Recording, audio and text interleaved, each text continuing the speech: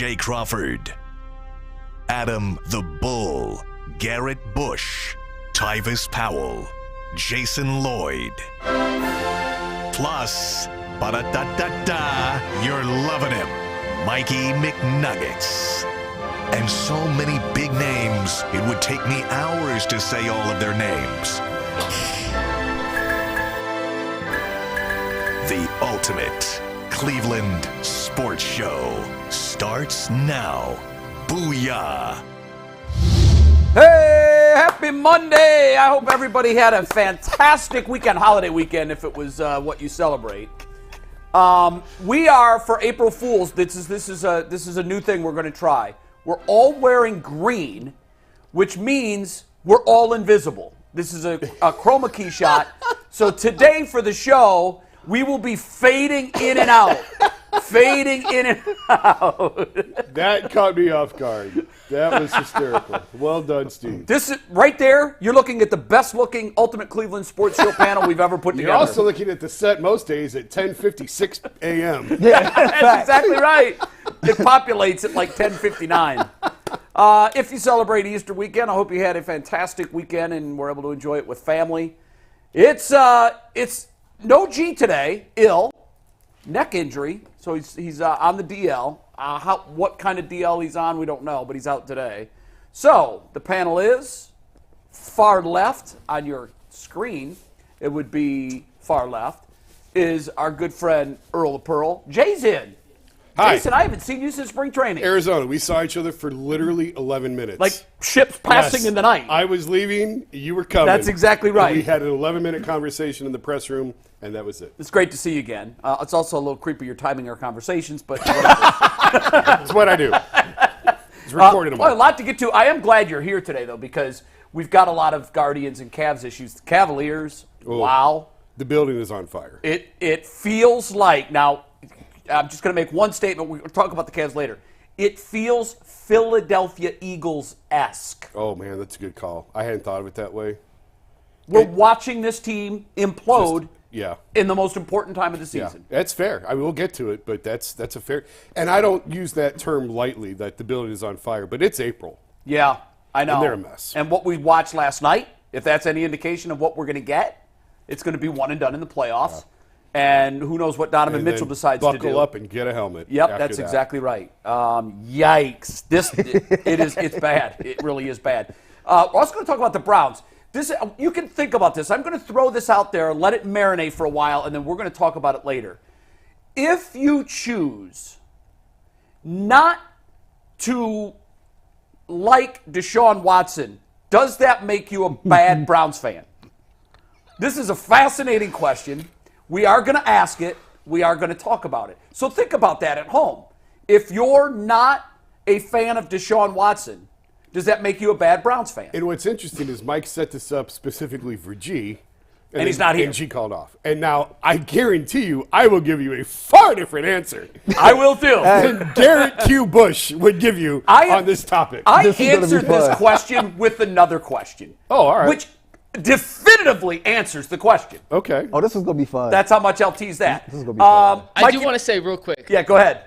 I saved this for a Monday because it's usually J, G, and Earl, which are our three senior most Browns fans that we know. And Jason, you're older than Earl and G, but you're a crippled, cold-hearted, black-hearted fan. Not a Browns. He's not a Browns fan. I'm dead inside. I had specifically saved this for you guys. And by you guys, I mean G and Jason's spot.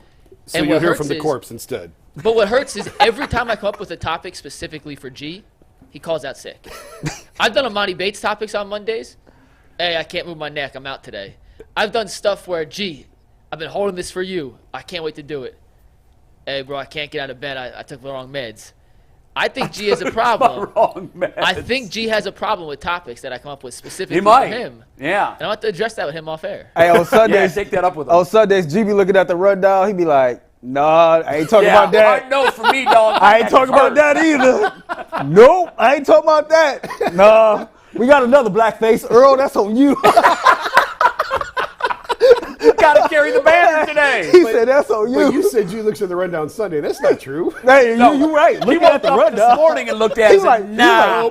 He's like, what Nah, you mean? man, I can't move my He's neck. like, what you mean? Oh no, I ain't doing that. I am 73% convinced when G comes in and I toss a topic to him, that is the first time he has heard or known that topic was coming. Oh, there's no doubt. And that's what makes G so good, because a lot You're of the getting time, his stuff it is just unfiltered, completely off the dome. like the tip of his tongue thought on it, it's going to come out. Here's the funny part. For the first time ever, I was in Mike's seat Friday for the TV show. Mm-hmm. So I came out here trying to do it internal, my inner big nuggets. I said, hey, what do you all want to tease?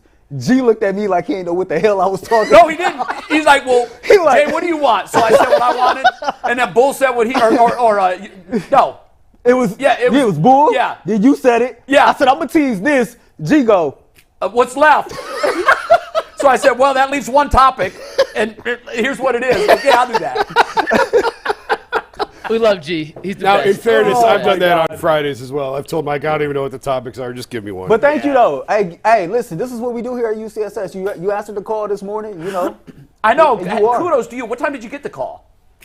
Okay, so I slept like crap last night. Did you really? Oh, I didn't fall asleep till 5 in the morning. Oh, I just my laid there God. staring at the wall, looking Thinking at about the social media. Oh Cavs. yeah. That's it's top of mind. And I finally fell asleep around 5. Got up and like ate a cheese stick, all these things you try and do to try and fall asleep. And then my daughter was asleep over at my mom's last night, so she came home at 8. So I got up with her for a minute, and I'm like, I'm going back to bed.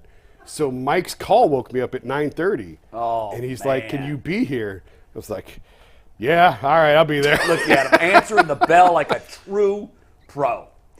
All right, Mikey, take your first read, and then we're going to dive in on the Guardians, which had a Tough good Sunday, weekend. but a Had good weekend. series. Yeah.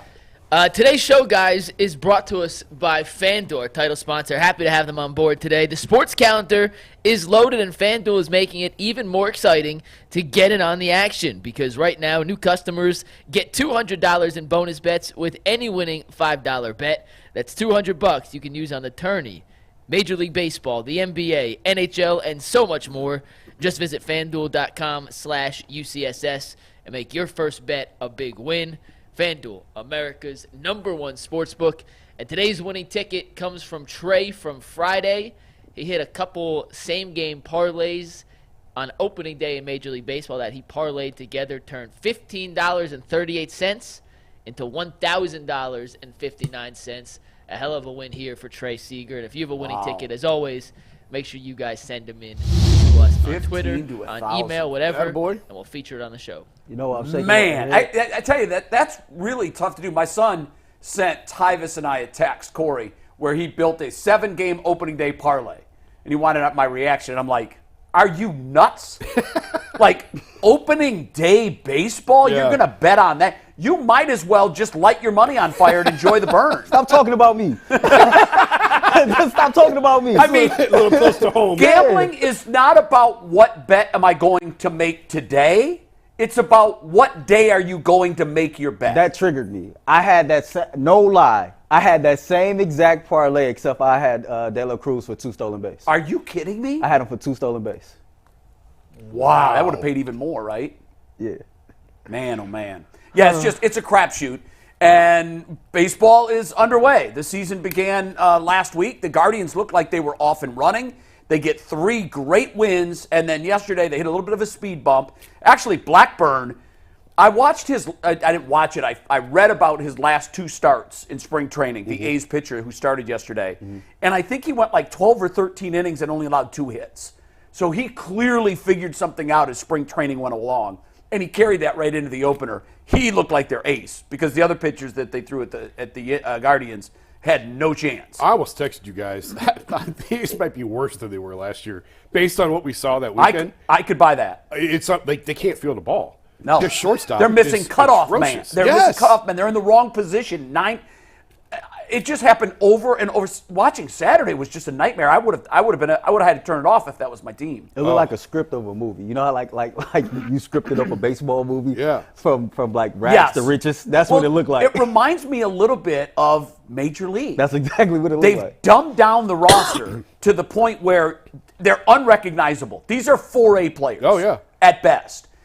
And then they're not just going to move. we're going to hold this over the city for 3 years. Yep. Actually more. What, 28, I think, is when they say the move is going to happen? Yeah, I think so. I mean, so you got 24, 25, 26, 27, I think it's 3 years of limbo. 25, 26, and yeah, you're right. and then 28 they would start. Yeah. And this year's this is a limbo year too. Yeah. It's unbelievable what they're doing to what was once a great fan base. Yeah. Think about it. In the span of a few years, Oakland has lost the Warriors, the Raiders, last week, yeah. and now the A's. Yeah, and it's a great fan base. It's devastating Tremendous. what's happened to that side. Is it of the true Bay. that it was less than 4,200 people at that game yesterday? It looked like it. Oh, I can buy The that. second game, I think the announced attendance was 3,000. That's crazy.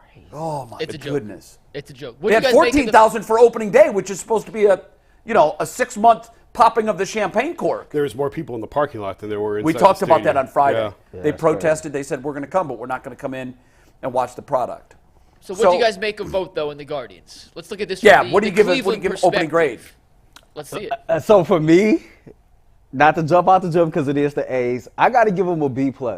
I thought the thing that stood out to me the most for them, we are known to be a team that has a dominant rotation, but we hit the ball very, very well in our opening series against the A's. I think we compiled 42 hits and we scored 30 runs. You compare that to last year, 4-game series opening against Seattle, we had 31 hits and 20 runs scored. Now I know the quality of opponent is it's a huge gap there, right? But to me, that was the biggest thing that stood out. Like they hit the ball. I remember talking to you about just listening to interviews of Stephen Vogt talking about taking a different approach the years past, having the hitters be more aggressive in accounts. And you've seen that put on full display. I think once they go to Seattle tonight, I think if they could duplicate that, and have some sustained success there. That's a big if. That's a big if. Yeah. But we might have something. So I guess now I'm just tracking the philosophy change to the Right, approach to at see the how it- plate, yeah, translates. to see how it translates. Jay, over. what were your opening impressions? I like that he plays a lot of players. I like that. And he's like, they're going to keep doing this. Mike Hargrove back in the day said our starters are starters for a reason. And if you were a starter, you played 155 games. Like, you didn't get a day off. And the game has changed, and you're going to see guys. You're going to see Gabi Arias in different spots and different guys getting days off. But I really like Tyler Freeman in center field. I hope that continues. It looks like it will. It looks like he's won that job for now. Estevan Florial, you have to see what you have in him. Right. They're going to have to take a look at him. But it looks like Freeman is the guy there. And eventually you're going to get Manzardo up. And maybe you get Chase DeLauder up if you move on from Florial, but you have to give Florial at least a month, at least, if not probably longer than that. But those are the things I like. Earl, I hear you, but when you go from Oakland pitching to Seattle pitching, it's like going from the Mahoney Valley Scrappers to the actual major leagues. Like, Seattle's rotation is This is a legit. pro team. Yes, we'll get a little bit better barometer of how good they really are. And again, it's one series. It's Right. April. But this is tremendous pitching that they're about to see this week in Seattle. Oakland, it's impossible to make any sort of judgments based off of that team. But I do want to give one little shout out. Their fifth starter, who we didn't get a chance to see, Joe Boyle, actually worked out in Cleveland. Joe, no one pays attention to the A's. He's the A's fifth starter. He throws literally 101, and he has no idea where it's going most of the time. Oh, wow. But he worked out with my son all winter long. Really? Yeah, he was up here. His girlfriend is in the area. Wow. So Joe worked out in Cleveland all winter long. Tremendous guy. He was surrounded by kids all winter, and he was phenomenal with That's all of great. them. And if there's one guy you want to root for, it's Joe Boyle. So I want to give him a little bit of a plug. The Guardians. I wish the Guardians could have seen him then. I know. I wish they would have seen He's him. the It one was a pitcher 4-game in their series. rotation. He's their fifth starter, so Yeah. they missed him. Maybe later on they'll catch him later on in the year. Love to hear stories like that. Shout out to you, Joe. Yeah, love to hear stories. And we'll follow him. Yeah. I love to hear that he's working with kids and that the kids really responded to him and they enjoyed him. Yeah, he was. I mean, he was in there getting his workouts in, and he was throwing, and he was surrounded by kids all the time, and a lot of them didn't even know who he was, but he had on an A's headband or whatever Sure. else, and he was just gracious and polite. And he looked with all of entirely them. different from Looked everybody else that was oh, throwing. Oh yeah, he's every bit of like 6'5", 6'6". Yeah. Surrounded by 12-year-olds. That's funny. I've got a lot of first impressions, but I want to preface all of it by saying this was extended spring training. Yeah. It really was. That I put nothing into the fact that they were 3-1. Mm-hmm. I put nothing into the fact that they're, except for Shane Bieber. I think Shane Bieber, what he did is transferable to the Seattle lineup. Yes. Bieber looked like Cy Young again. He had control of everything. The extra velocity has made his off-speed stuff that much more dangerous. Yes. And it's not just that his fastball's a few ticks higher. It's how it changes what everything else looks like. And the difference now between his off-speed stuff and his fastball is the difference in miles per hour that you want in the front of the rotation guy. Yep. So I think what he did is transferable. I also think what Jimenez did is transferable because he hit a lot of different kinds of pitching and was aggressive. I said on Friday, I felt that Stephen Vogt overthought the opening day lineup. I did not like Hosey in the 2. I particularly did not like Jimenez in the 7. I think it looked like he rectified that right away. I mean, it was just maybe an experiment that he was trying. I didn't love it. Well, I think you're going to see Jose in 2 quite a bit this year. I don't love that. He talked about it at spring training, and I think Jose likes it, and it's the whole idea of getting your better hitters higher in the order and getting them more at bats. I like that. Yeah, but we need more opportunity. We need men on base in front of him. Yeah, I know. And when you hit him in the 2, now I know this year's 9-hitter is going to be a lot different than last year's 9-hitter. Yeah. And the on-base percentage is going to be greater. But I look at who's the power source. Well, that's easy. I want to put him in a spot in my lineup where we can maximize those 25 or 30 home runs. Right. You do that when he's hitting with a lot of guys on base. He's the most men he can have on base in his first at-bat is 1. Right. And as you go through the lineup, if it's flipping by the time he comes up and not leading off, the chances of the 8-9 hitters getting on base are much lower than that of a 1 and 2 hitter. I just think statistically, and you know I'm not a big analytics guy, but in this particular case, I like getting him more at-bats. What that comes out to over the course of a season, it's negligible compared to how much impact he can have with more runners on base. I do think Tyler Freeman could make a good 2-hole hitter, possibly. He's got great barrel control. First of all, he has to prove he can stick in the majors. This is his first extended. True. And if he proves he can handle it, he can handle center field. His bat can play, and I think his bat can play. I think he can roll out of bed and hit 280 in the majors. He's that good hitter. I agree with you on Jimenez. They have been hesitant. We saw it a little bit this weekend. They've been hesitant to move him up in the order. He's always been a lower the order hitter. I don't know if it's a confidence thing with him, if it's a mental thing with him, but they tend to like to keep him in the lower part of the order. If they move him up, that would be great. Yeah. Hemi would be a terrific 2-hole if they hitter. can still get the same production out of him. Yes. But I also think Freeman could be a really good 2-hole hitter. Quan Freeman back-to-back. I like that. There's a lot of hit-and-run potential with Quan on first and opening the hole on the right side and Freeman spraying it through. Yeah. I think that could really be a thing if he proves he's ready. Tyler has to prove he can hit Major League pitching at a consistent level. Stephen Kwan is, I think, he's already been a great player. I think they showed a graphic, I think it was on Friday or Saturday. It might have been Friday. They showed a graphic comparing Stephen Kwan's offensive production through his first whatever at-bats, 1,200 at-bats, to Jose Altuve. Yeah, I didn't see the graphic, but I heard them talking about the comparison. It was It's an eerily interesting similar. Eerily almost identical. Now, I don't know that he'll ever have Altuve's power. Yeah. But if he can have the average and the stolen bases, he made a play defensively Friday night where the runner on first and second were moving.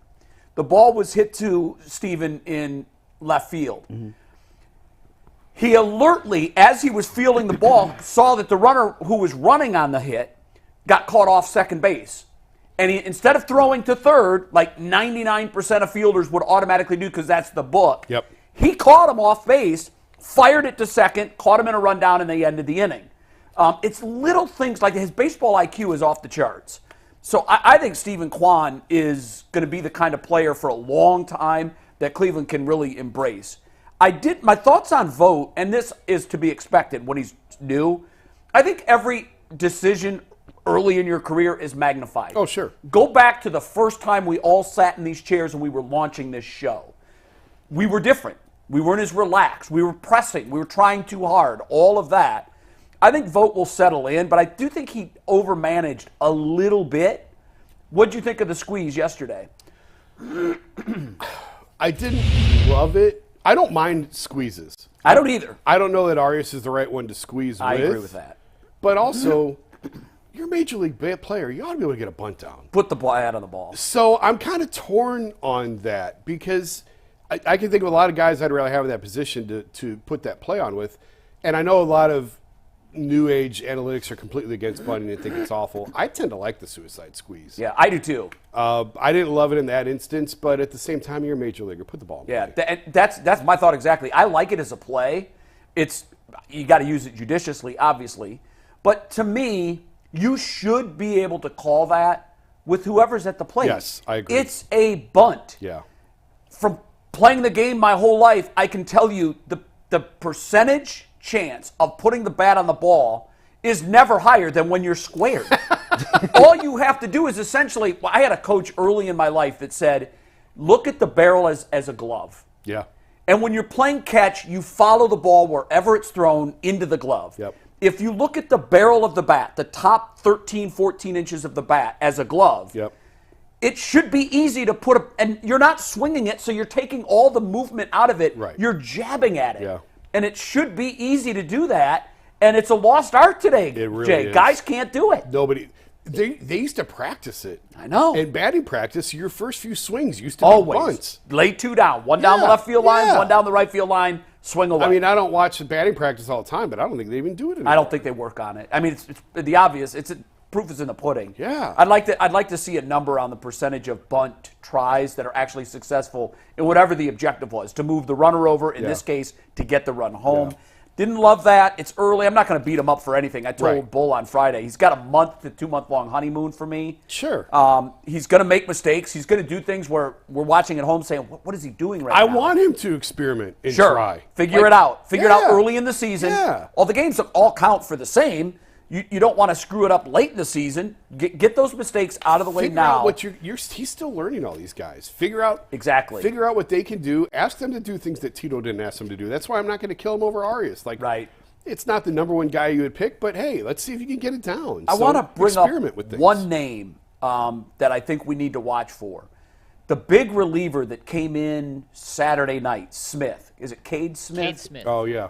I was watching him throw. There were two guys that I didn't know that jumped off the mound at me when I was in spring training.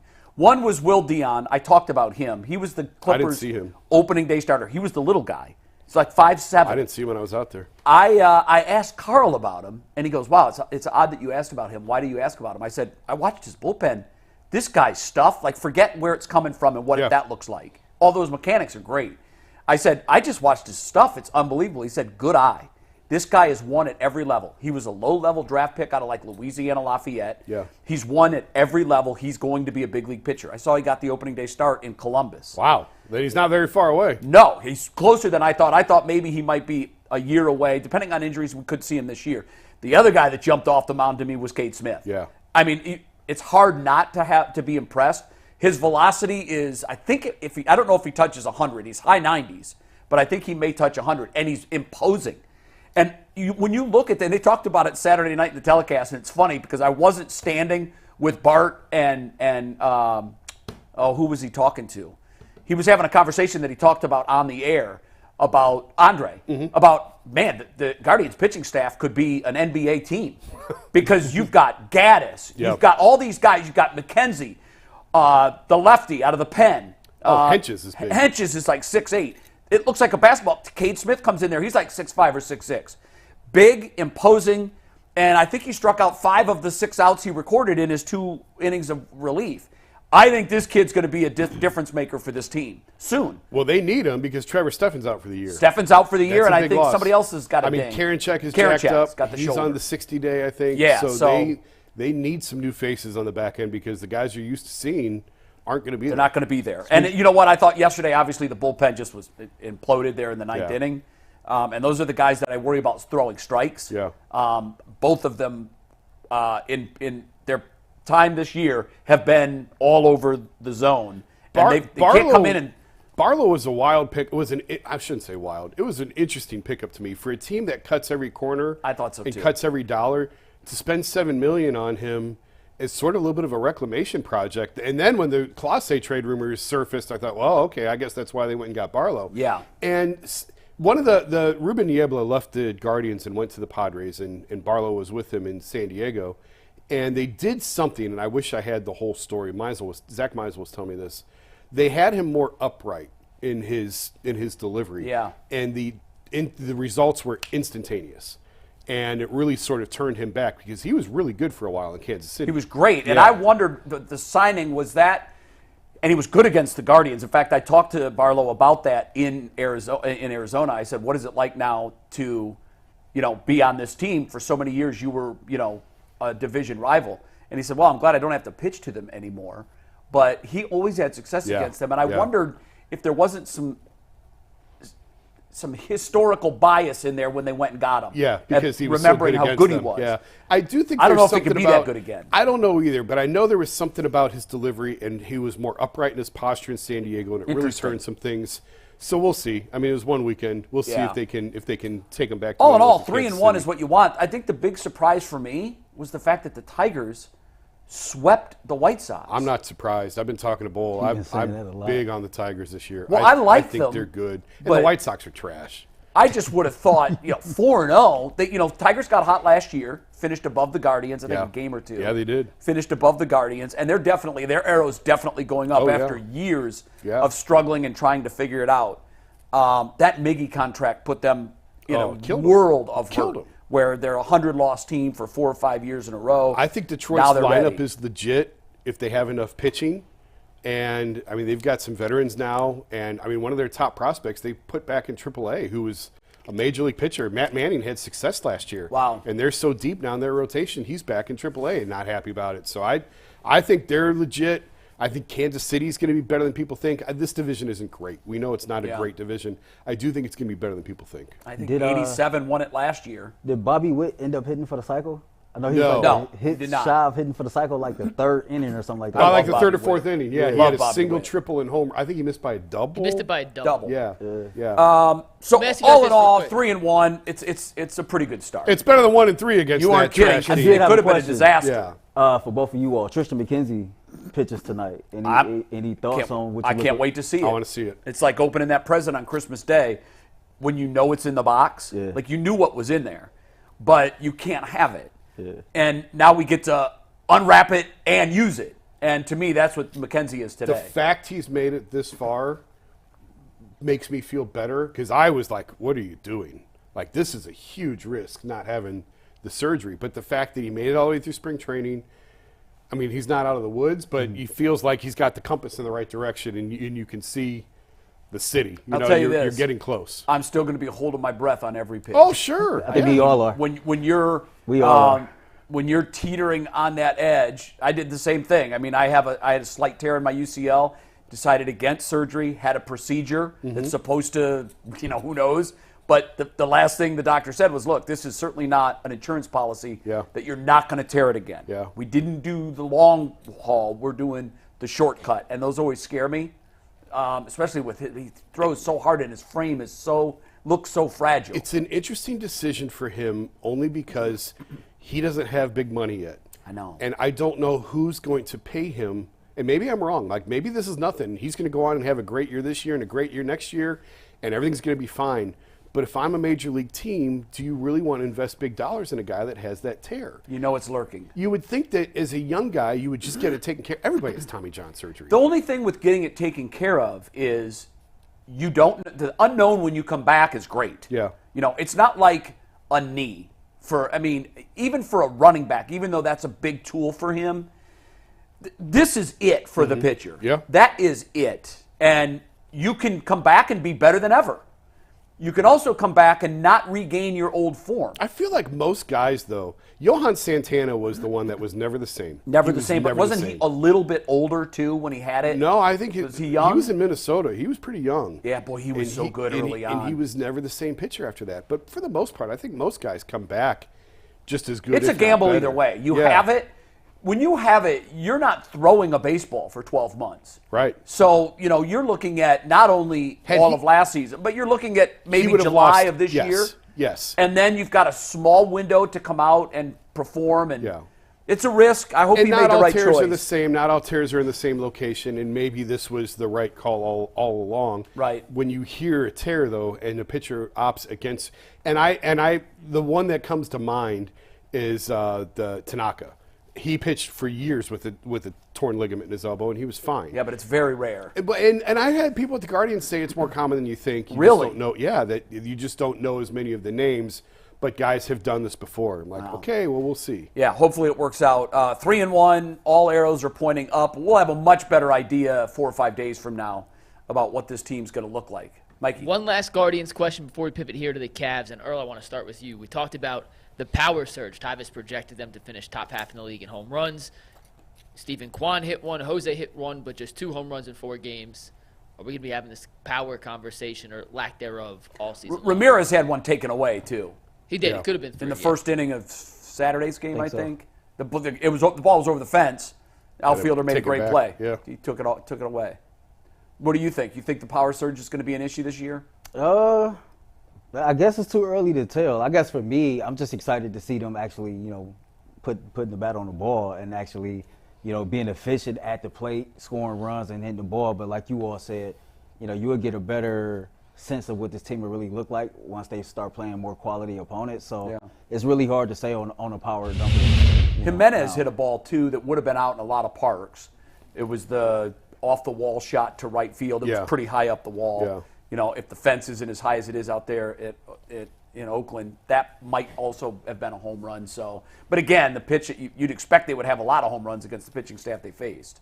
So Yeah, not a great staff. I don't think they're going to be top half of the league in home runs. I think that's pie in the sky, but they certainly should be better than they were last year. And it's one thing that Kwan worked on. Stephen Kwan worked on intentionally missing baseballs. He's so programmed to hit the baseball. Yeah. He had to, all winter, work on intentionally swinging so early that he missed just to get used to the feeling of swinging and missing, that it's okay. Right. And they do think that there's more power in Kwan. He's not going to hit 20, 25, but double digits probably isn't out of the question for him. yeah, I think he can get to double digits. Yeah. I do. Yeah. So he's off to a good start, that's for sure.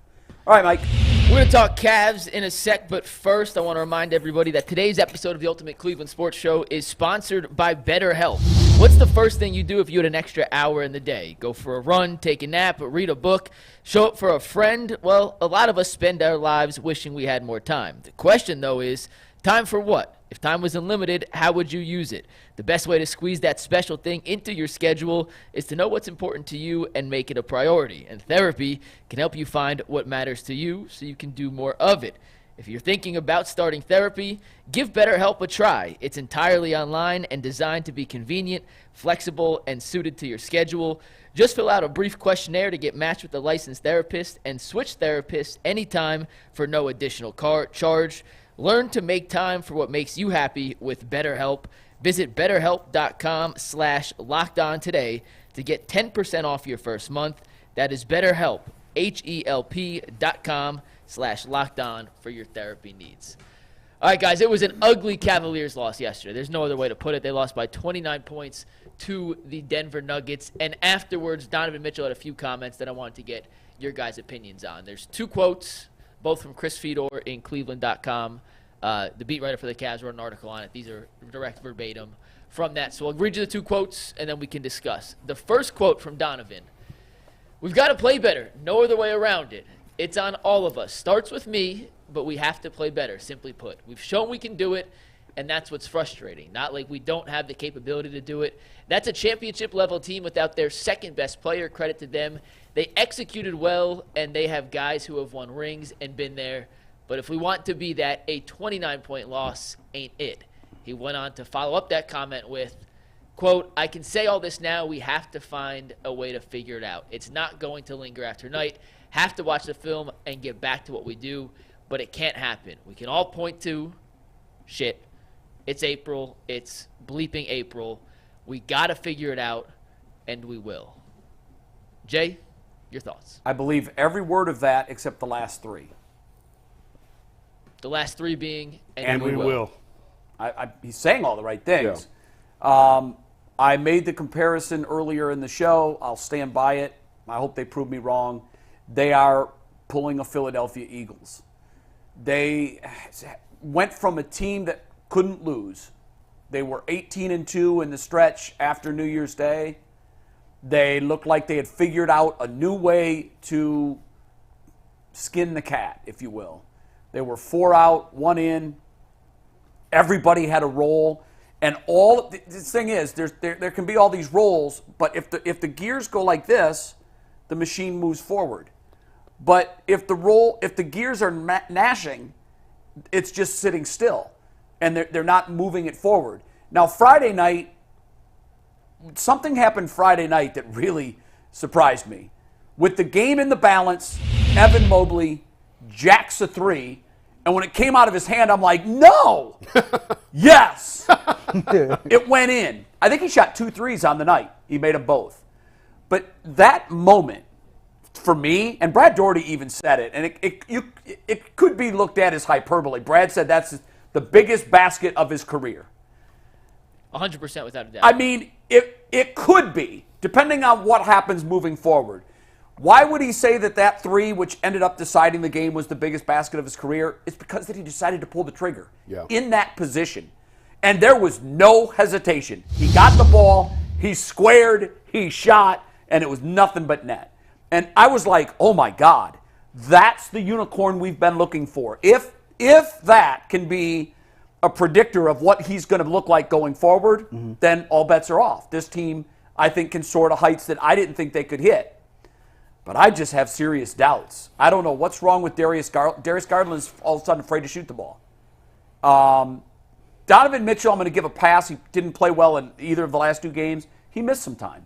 He's hurt. So he's injured. So I don't expect him to look that, like the old Donovan Mitchell. But I think when the season is over after the first playoff series, we're going to look back to that 18-2 stretch. I don't see them beating a playoff team right now. I don't.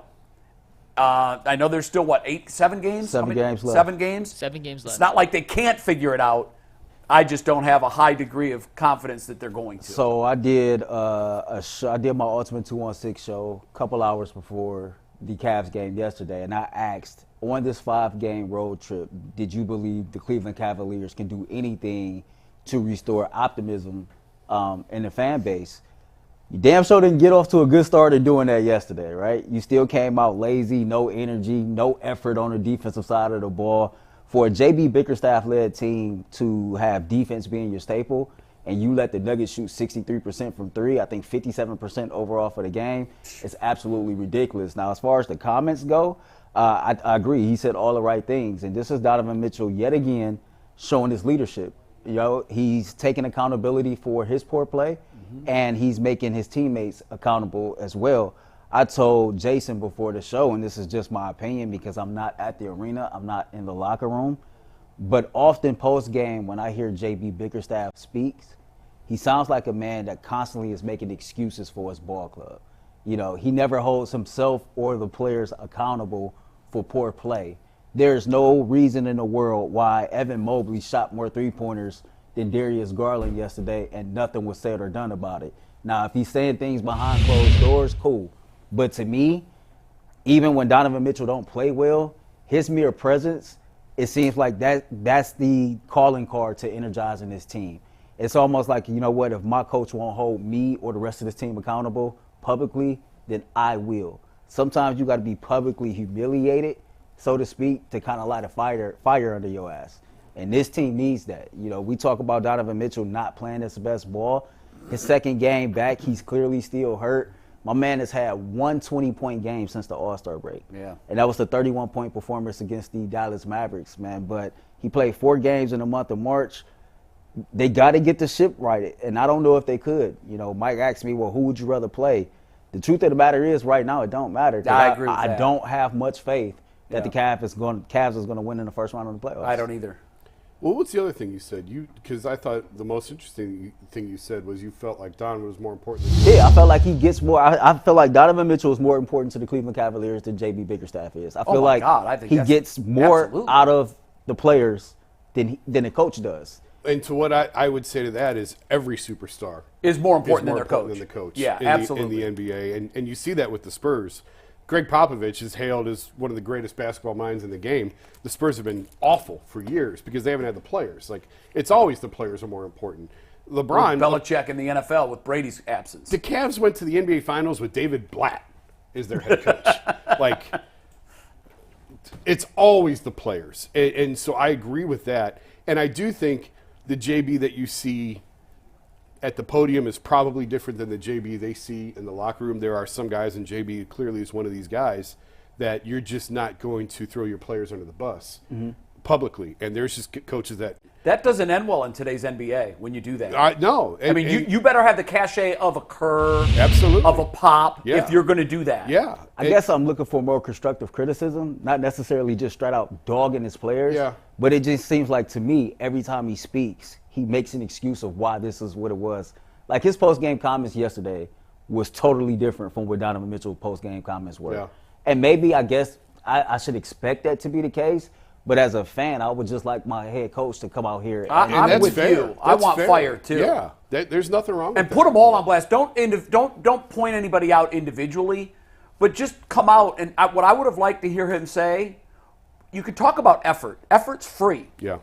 Effort is, you can give the same amount of effort as an NBA superstar. It's just determination. How much are you going to give? I was hoping he would have come out after the game and said, this effort is 1,000% unacceptable. Yeah. And if we continue to see this effort, we're going to have a very short postseason. Yeah, that's all that is That's in balance. fine. All of that is fair. Here's the thing that concerns me the most about the Cavs. Donovan Mitchell is hurt. It's April, and Donovan Mitchell is hurt. Watch him on the floor. He's not the same. He's not the same player. And this team is only going to go as far as he takes them. And I do think that they have a lot of talent on this roster, but they are so conditioned now to playing with Donovan and having Donovan lead them. And I've talked about all year long, play left-handed, figure out how to play left-handed. Don't wait on Donovan to bail you out all the time. Well, it is what it is at this point, and this is how they're conditioned to play, and it has to be the Donovan show. And now he's hurt, and he's not going to be better magically in the next 7 games. And I don't know I don't know enough about his injury to know if he just kept rushing back and making it worse, or if it was, this is as good as it's going to get, I have to suck it up and fight through this. I tend to believe it's probably more that than they kept rushing him back and setting him back. Yeah, but I mean, whatever the injury is, it defies logic that it's going to get better if you're playing on it. Sure, but there are some But things. you really, at this point, can't afford to sit him the last you 7. can't. You really can't. And then hope that you can find it magically when the switch needs that's flipped. not going to happen. No. And we've seen we've seen dysfunctional marches in Cleveland many, many, many times before, and we always think it's the end of the world, and they always figured it out. But that was when they had a transcendental, best-of-all-time player. Yeah. They don't have that. Donovan is not that guy. So this is a problem, and I am very concerned. Donovan's right when he says it's April, and like this is not good. This you would hope, and we knew March was going to be bad. We knew the March schedule was bad, and it was, and it did chew them out. And then they had injuries on top of that, so they're still banged up. They're still in a bad spot, and I think the Eagles comparison is apt. I think that it's a team that probably hit its stride too soon. Schedule related to a lot of it. They took advantage of opponents. You can only play the guys that are on your schedule when they're there. Right. So they didn't do anything wrong from that sense, but there's a beat-up team right now. You know, I talked about the importance of Dean Wade. Now here he is hurt again coming into the playoffs. You don't know. Last year he was hurt. It didn't go well for him. He's very, very important to what they do. And if he's still beat up and banged up in 2 weeks from now, you know, it's just they're not in a good spot. There is so much riding on the season. We've talked all year about how important this season is, how important this postseason is, how important it is to this franchise's future, to the fate of a lot of people involved in this organization. And right now, it is not trending the right way. There was some interesting conversation over the weekend, really going back to last week.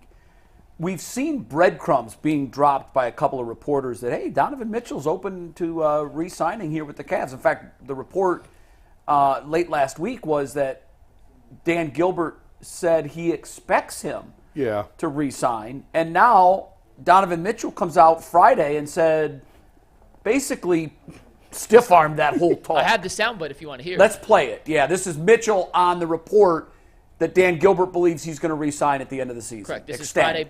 is Friday after the game.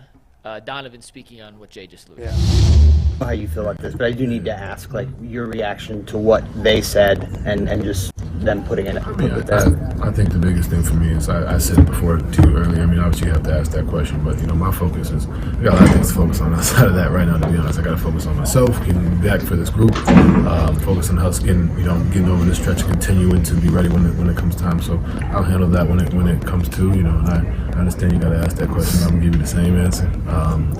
My teammates know me. At the end of the day, and we're going out there trying to find ways to win the championship. And it starts with days like tonight. But yeah, I know you have to ask, so I appreciate it. And I know how you feel about this. I love Donovan Mitchell. You guys know that. But I also understand the complexities of his situation. And we have something on the program that we call a BS translation. And so I'm going to ask you to run those comments through your BS translator and tell me what he either was trying to say or what he was saying without saying. No, I honestly think that he just doesn't want to talk about this right now. Okay. And because of everything, like there are far more important issues right now to this team than Donovan's contract. And that was after Friday's win. That was after the Philly game, after they won. But he knows the situation, and this team is not in good spirits or it's not in good shape right now. And that what's going on the court is far more important than what his summer is going to be. And what happens on the court probably will dictate what happens this summer. So I have my, I think I know how this is going to go just based on conversations I've had for 2 years with people. But what benefit is it for him? He's not going to come out and say, yep, they're right, I'm signing. And he's not going to come out and say, I'm on the first train out of town. Like, I can't wait for this to be over. He's not going to say that. No. So, of course, everybody played the role they were supposed to play. And the one that kind of surprised me a little bit was George Niang going on Ryan Russillo's podcast. Yeah, that was really saying strong. that he thought he was going to come back. It's like, okay, well, hey, he's entitled to his opinion. The Dan thing, what do you expect the owner to say? Of course the owner's going to say, we expect him to re-sign. We think he's going to. What do you want him to say? We're screwed! He's not going to come out and say that. Well, here's my thing. I always look at situations like this as a door.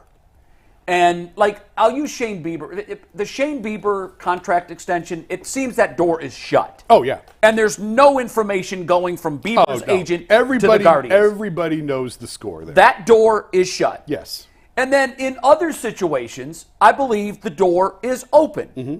And sometimes I believe the door is wide open. And on those instances, I think the player's going to walk through it and stay with the team. And then there's other times where I think the door is open halfway and there's 50-50. And then there's times I think it's open a sliver. I think what's happening is Dan and Donovan are pushing the door back and forth. I think Dan grabbed the door and opened it wide up and said, yeah, we expect him to sign. Now, he thinks he's maybe applying pressure to Donovan, like, ball's in your court, bro. What are you going to do? If you leave, you're the bad guy because we expect you to stay. And Donovan grabbed the handle and said, no. And he pulled it not all the way shut, but I think it's open a sliver. Like you, I've been reading tea leaves. Donovan Mitchell did not come to Cleveland to have the same thing happen here as what happened in Utah. To this point, it's been worse. They've had less playoff success than he was able to have in Utah, which is hard to do. Yeah. But he's done it. It's only 1 year. But yes. It's 1 year, but I always look at these things also as a wind vane. Which way is it currently swinging? And I would use New York and Cleveland. Is it blowing west to Cleveland or is it blowing east to New York? And I think right now it's pointed towards Canada. But I think it's a little closer to New York than it is to Cleveland. By the way, wind vanes go in 4 directions. There's teams in the south and teams in the west that he I'm likes using too. New York because I think if he leaves, I understand that. Well, there's teams in the south and teams in the west. I know there are. I get that, but I also think that there is a real desire for him to play at home. I think he wants to play in New York. How that happens, with the money and the contracts and everything else, I don't know. And by the way, players' wants don't always come to fruition. Yeah. Sometimes players have been very vocal about what they want. It doesn't work out. Correct. In the majority of cases, the superstar gets his wish. In the majority of cases. Yeah. There are exceptions. I just have a bad feeling about all of this, guys. I think that we're trying to hold on to something that's getting further and further away, not closer to our grasp. And my fear is this team is going to go one and done in the playoffs. I don't have confidence that they're going to have a home series now. I think it's possible they slip into the 5. And I don't know who's in that 4 right now. I don't know what's going to happen, but it just does. I mean, are they going to win 5 of 7 games to move up? This is a tough trip. It's a tough trip, and I think it's the telling trip of the season. This next stretch is going to decide where they are for the playoffs. And guys, if they're on the road for the playoffs, despite the fact that at one time they had the best road record in the NBA, If they're going on the road in the first round, I've got almost no hope they can win. Yeah, so we were at Cavs Media Day, and Donovan Mitchell kind of said the same thing during Cavs Media Day that he said right there. I think to Jason's point, like, he's been a constant pro since he's been here. Regardless if he's been planning his exit since he's been here or not, the one thing I can give him credit for is he never let his future endeavors get in the way of current business. Right. He's always shown that he's pro Cleveland, that he's pro Cavs, that he's all in, at least for now. And I respect that about him, right? He doesn't make his contract topic of discussion. He prefers not to talk about it. This seems like a dude that's really just focused on it now and trying to get the most out of his team. I've been thinking over the weekend, let's say hypothetically the Cavs are one and done in the playoffs, right?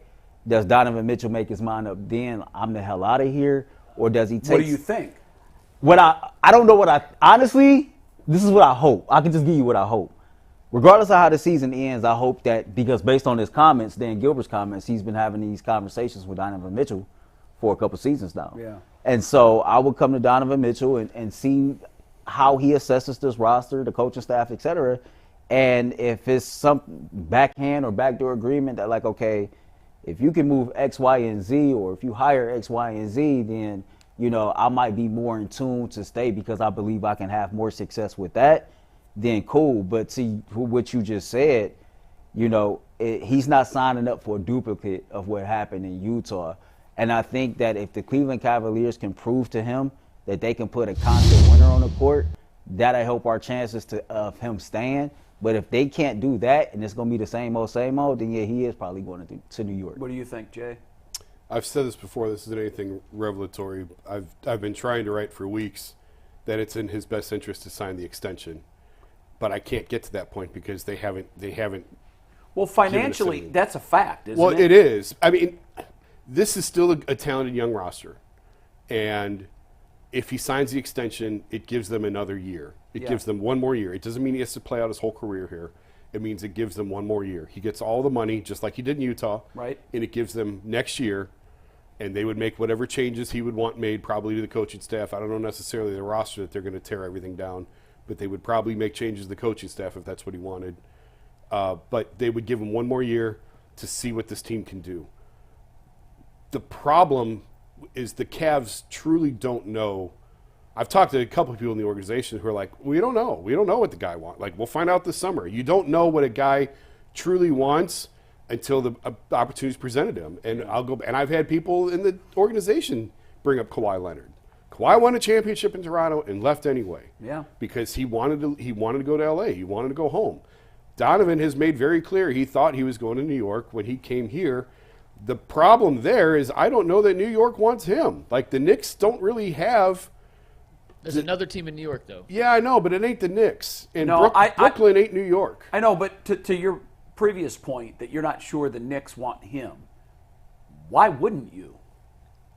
Because they've done okay without him. But they certainly haven't cleared a hump. No, I know. They're in a situation where they want to get over a hump. But I think they're pretty happy with Jalen Brunson and the moves and I don't know that Jalen and Donovan really fit well together. And they do not. I don't think they do either. But and they made their big move. Like, they don't have the pieces to go get him. Brooklyn does. To Mike's point, Brooklyn has the pieces to go get him. And Donovan probably would accept Brooklyn from, New York, Miami, and LA. Like, those are the ones that you're looking at. Sure. If you're looking at a Donovan trade, those are the ones you're looking at. Yeah.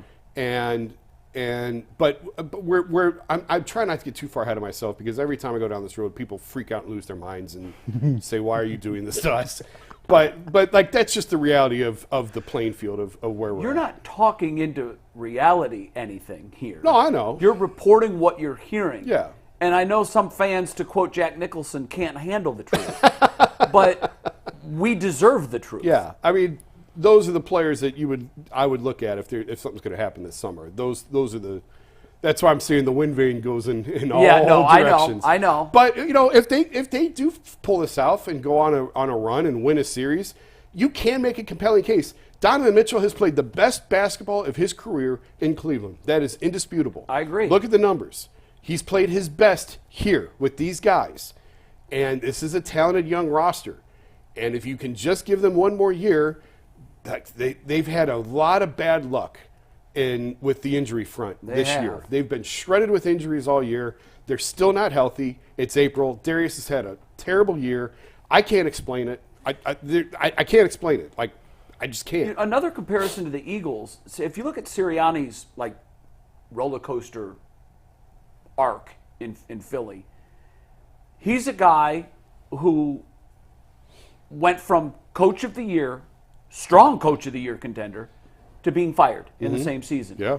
And that's very rare where you hear a coach mentioned in both conversations in the same year. But that's exactly what's happened here with JB. He started on the hot seat. Then he went to coach of the year when they were 18-2. Yes. And now he's back to, this guy's got to go. And part of that is just how volatile coaching is in professional sports. We joked upstairs that if it wasn't so late in the season, he probably would have got fired after that Miami game. You know what? Oh, the Miami loss was in it. I was checking on that after that game. I did wonder if something was going to happen after that. No, it's not going to happen. And I think it would look like a panic move. I do too. if You can't do it now. Yeah, if you were going to do it, you would have done it at the beginning of the year. Like I think history might show that if you were going to do it, you should have done it after the playoffs last year. You know, Jason, you've said this last year. You've said that a lot this year, that you felt like the Cavaliers' biggest Achilles heel was their youth, and that this team really just needed time to just grow, and you grow through your trials, tribulations, your experience. Do you still feel that way about this team as it's currently constructed? I've used this comparison a number of times, and I think it's accurate. There are two trains running on parallel tracks with the Cavs right now.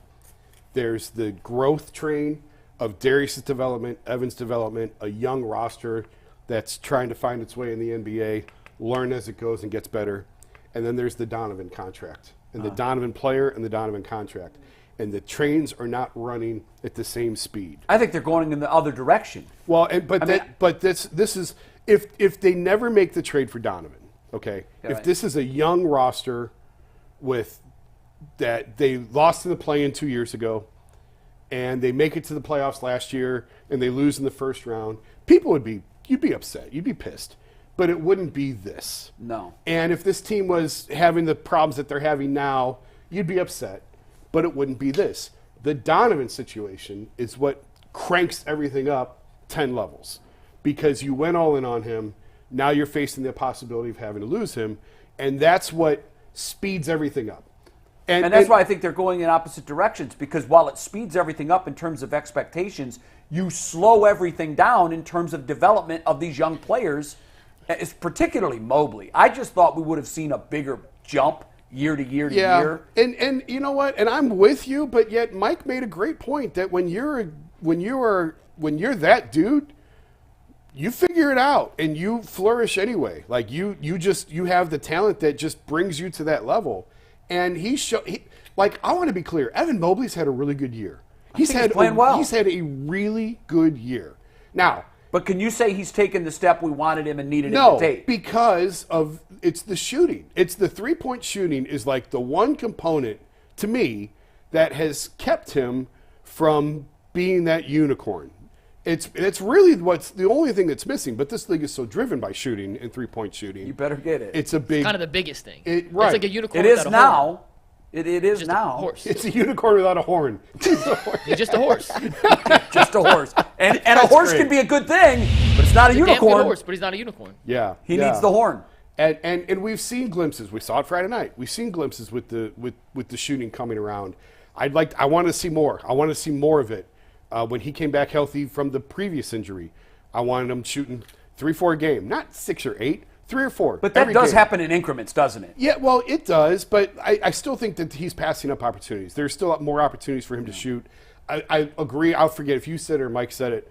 The fact that he didn't hesitate Friday, like it was a catch and shoot, it was a this is going up, that's what you need to see out of him. That's great. But one more thing on the Donovan thing, I should have mentioned this earlier. The pressure is on Donovan in this postseason series. And if this is a first-round burnout, nobody's going to blame Darius. Nobody's going to blame Evan. They're going to blame Donovan. Does he have a pass, though, because he's injured? I mean, yes. Realistically, yes. But do you think that's going to matter? No. Yeah, probably not. When's the last time fans have been reasonable? Yeah, it's not going to matter. Yeah. Well, even in the media, too. Like, I don't media, think, too, yeah. I don't think he gets a pass. So, and that's why he makes the comments that he made Like, it's April. Like, we got to go. Yeah, it's and he feels it's time to go. Of course he feels Yeah. it. He hasn't been out of the second round, and he knows that. And he knows he had a first-round burnout 2 years ago in Utah to Jalen Brunson. And he had a first-round burnout last year to the Knicks and Jalen Brunson. He knows that. He is more aware. He is as aware kryptonite. as any superstar of what his legacy narrative is. He is fully engaged in that stuff. He knows. And if it happens again, he knows it's on him. And that's a big thing. I'm sure that's like fueling. He's never going to admit that. But of course it's driving him and fueling him. And if it happens again, I think we all know how it's going to end. That's why there's so much pressure on this thing. Yeah. Well, hopefully it works out. Who's next and when is it? They Utah. play the Utah Oh, Jazz, yeah. a rematch That's right. with their old friend Colin Sexton and Laurie Markkinen And tomorrow that's night at 9 p.m. That's a tough place to play. They haven't had a ton of success there historically. This is a bad trip. And the reason it's so late, Final Four. Final Four. The Final Four in Cleveland, they had to vacate the arena. You normally don't have a West Coast trip this late, but this is a bad trip. You had Denver, Utah, Phoenix, Lakers. And 2 LAs. 2 LAs, and an Couldn't we extended. have sent them to Indiana, Chicago, and Detroit? And to Jason's point, the quality of opponent, I mean, Denver going into yesterday, they was a half game out of the 1 seed. You got Phoenix, who's in that play-in trying to get a lock. You know, you got the all Lakers, the playing for LeBron something. factor. Everybody's playing for something. And you have an extended time in LA, which Yeah, is never that's good. never good. That's never good. That's The never only good good. part about the West Coast trip are 3 of the 5 games started at 3:30. Both LA games are 3:30. So if you want to stay up and watch, you only got to fight through the late night struggles for 2 of the games. Yeah, that is good. Tuesday and Wednesday. Usually you miss All right, everything. We're going to talk some Browns here, guys, in a sec. But first, a quick reminder that the second episode of the Ultimate Guardian Show is live today at 3 p.m. We have Bull and Zach. They had a phenomenal debut last Monday. Make sure you guys tune in live, 3 o'clock today. They'll be reacting to the weekend series against Oakland, previewing the upcoming series against Seattle and Minnesota, and getting you ready for next Monday's home opener. So make sure you guys tune in 3 o'clock today for the Ultimate Guardian Show with Bull and Zach. Over the weekend, guys, Deshaun put out his weekly podcast, QB Unplugged, and he was asked about the future of Cleveland Browns Stadium. And here's Deshaun's answer on what he hopes to see with whatever the Browns decide to do with their future home and play. Right, you somebody who has to grow in these elements, you know what I'm saying? You have to actually go through the effects of throwing in a dome versus throwing outside. And I think that it's difficult for Cleveland quarterbacks to put up the statistical success, right? Because you play all those home games and you get like a crazy wind game or super rainy or it's cold and people have a hard time catching the like. There's all these different things and elements. Like, what is your thought process on what would you rather do, be in the dome or be outside? Like, is there any advantage to you in terms of being outside? I mean, it's definitely an advantage. Like, if anybody can sit here and say that it's not an advantage, especially for quarterbacks to play inside and are warm, then you're crazy. You know what I'm saying? Like, dry ball and being able to throw the ball without no wind or no lightning or rain, nothing is definitely key. But so I would say if I had to pick, of course I'm gonna go with the dome and the new facility and the lights and all that stuff. That's gonna bring more money to the city, but it's gonna have the team, you know, even more excited.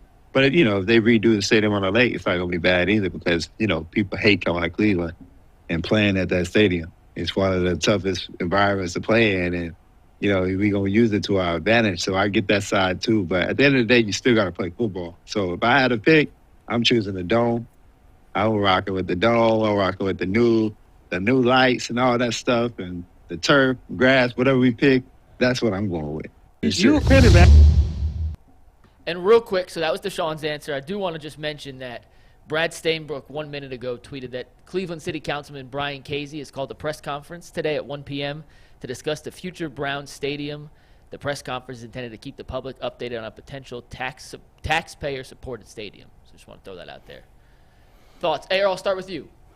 Should the quarterback in specific, or really any player, but the quarterback specifically, have any say in the team's plans for a future new stadium? Or is that totally up to the owner and at his discretion? I think it should be totally up to the owner and his discretion. In the sense of the Cleveland Browns right now, like, I respect Deshaun Watson's opinion, but the average playing career, people say 3.5 is 3.3 years. And this is according to an article I read that was updated February 7th of this year. So if the average NFL playing career is 3.3 years, then most of the players that's currently on the Cleveland Browns offense that's excited They'll never see a dome. They'll never see the dome. They'll never be here. So I think that though it's cool to get their input and their opinions, like that's all it is, input and opinions, because most of them won't be around to have that experience. Right. And that's just the truth of the matter. 5 years from now, Nick Chubb will probably be retired. David Njoku will either be retired or on the back end with another team. Same thing for Deshaun Watson and things like that. So you can always hear a player out, but I think, it shouldn't go past just hearing them out. So, Jay? Deshaun will be 34 years old in 2029. You think Deshaun Watson's going to be in Cleveland in 2029? No. You think Hard Deshaun's, no. Yeah, I'm with you. He Hard could be no. here. No. So it's irrelevant. Of course, I found it funny the one thing he said about guys hate coming here and playing in Cleveland on the lake. Like, you're one of them. That's the reason you told him no. He literally used that as a reason why he would not come to Cleveland. He literally said I that. know, because his only time here was the 2020 COVID year, and the weather was horrendous. He played terrible, and that's why there was the first team off the list. That was kind of funny to me. It's so wild to me when you look historically at teams that have had success and teams that haven't. The Steelers went for Ben Roethlisberger because he grew up in Fostoria, Ohio.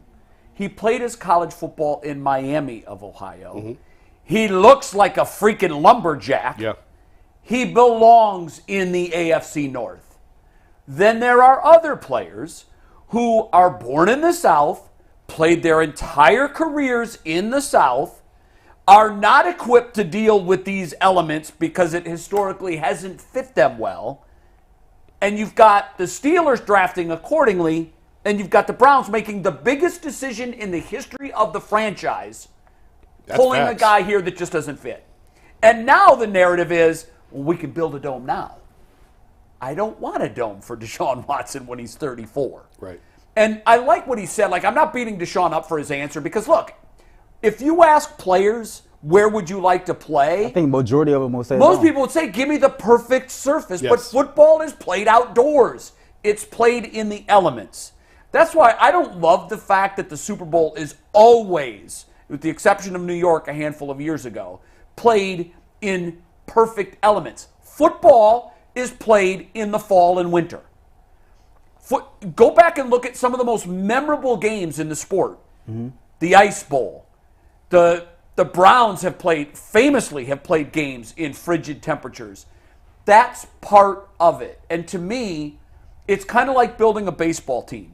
You can build a team to the confines of your park. You can have a left-handed friendly lineup and play at Yankee Stadium with a short porch out there. But the beauty of it is you're going to have to play 81 games somewhere else. So you have to take in everything into account when you're building your team. We've got to build a team that can travel. Mm-hmm. You're not going to play all your playoff games at home. Even in the Super Bowl, you don't. Right. So I just think I want 53 guys that say this. I don't care where we play. I'd rather play you in December on our turf with our fans because we're built for that and you're not. So I made, real quick, because I made this comparison yesterday on the show. And I think this is a perfect panel for it because, Jay, I believe you and my father are around the same age. And if I was having this conversation with my dad, he would say the same things that you just said. Football is traditionally played in the elements. And if you look at some of the most historic games of all time, the Ice Bowl, this, that, and the third. And I would tell my father, yeah, that's cool and all, but we don't live there anymore. And times has changed, right? And when you look at the NFL and how the rules continuously change to be pro offense, and when you look at the fan experience, I just think football and control element environments make more sense. It creates for a better experience from a fan's point of view, and like the product on the field is better if you enjoy offense. And so, like, I get it. I'm born in the 80s. I'd have had season tickets, and because of my dad and my grandfather, who's always built into my head, like, football is played in the elements, or if it's cold, that's okay. You just go down there and you bundle up. Yeah, all that's cool until it's not. And Jim Donovan, I do Cleveland Browns weekend over the weekend at my other job. And Jim Donovan said 2 years ago, because it's funny, you both went to that game too. The Saints game. He said, I was thinking of as you're talking. The walk from the parking lot to the stadium. I thought I had frostbite. Was the most dangerous walk that he can imagine. And then when you're sitting there, you're literally feet away from a Great Lakes. And the point I was making, we can think that's cool to sit there all day long, but we work right here on Lakeside, to where there's people down the street that if they had to sleep in that weather, they probably died. You see what I'm saying? Sure. And so, like, I just think that if you're paying disposable income, hard-earned disposable income, then a controlled environment to where you can actually enjoy, because sports is entertainment anyway. Would you say, though, that you would lose some of your advantage if you didn't? See, this is my problem, and maybe I'm showing my youth. Y'all can say, like, we could lose our advantage or it's tradition, but traditionally for a long time, outside of the last couple of years, there was a quarterback that had just as many, if not more, wins in that same stadium than the Cleveland Browns did. And so it's like, not all tradition is good tradition, and has it technically really been that much of a home field advantage? Like, since '99? No. Like, all jokes aside, without Phil Dawson here, it still hasn't been that much of a home field advantage. So to me, hearing that, it's just like, yeah, I hear you, but I don't. Browns players are cold too. No, they are. They're just and if you look at the rosters of, it's not like the Browns have more players from the north. Yeah. When you're drafting players, now I think it ain't like they drafting region You're getting from the SEC. specific. You're drafting from the SEC. I will say this: when you're drafting a quarterback, because I do think he's the most important position in all of sports. Yeah. The Browns had an opportunity when they took Baker Mayfield they also could have taken a quarterback that was from cold weather and played in cold weather and had success in cold weather. And you know what? They didn't, but Buffalo took him. Yep. And Josh Allen was built for this. Yep. And Baker Mayfield was from the South, played his college career in the South. I mean, for the most part, Oklahoma can get cold in the winter, but for the most part, this was foreign to him. It made more sense for the Browns to take a Josh Allen than it did to take a Baker Mayfield. It made more sense for the Browns to take Ben Roethlisberger than whoever the hell they took before him in that draft. Oh God! I don't even remember who. I don't want to remember. It was not. It was not pretty. Might have been. Was it the guy from Penn State? No. Courtney. No. So this was what, the 04 draft? I was joking, Gerard Warren. It's funny. Yeah, it might have been Gerard Warren. No, that draft. I think we took Kellen Winslow. If this is the same draft, I can't remember who they took. Whoever it was didn't work out well for them. 2004. I think. Was that when Roethlisberger came in? Because it was Roethlisberger, Eli, Phillip Rivers. Yeah, 04. Who did the Browns take in 04? The Browns in I think you might 04 took Kellen Winslow. Okay. So it was Kellen Winslow. But still, I mean, it was still. Who's now in prison. We got taken. I wanted Sean Taylor. One's going to the Hall of Fame, the other one's in prison. How'd that work out for us? You could make the case that also maybe should be next He could have checked both boxes. He said, well, So, but let me think that one through before. that draft was crazy, When man. you look at teams that are in that Rust Belt like we are, Minnesota hasn't won a Super Bowl. Detroit hasn't won a Super Bowl. Hasn't been to Super Bowl. Hasn't been to a Super Bowl. These are teams in the North that could play outdoors. Chicago has won a Super Bowl, though it was 40 years ago. Green Bay.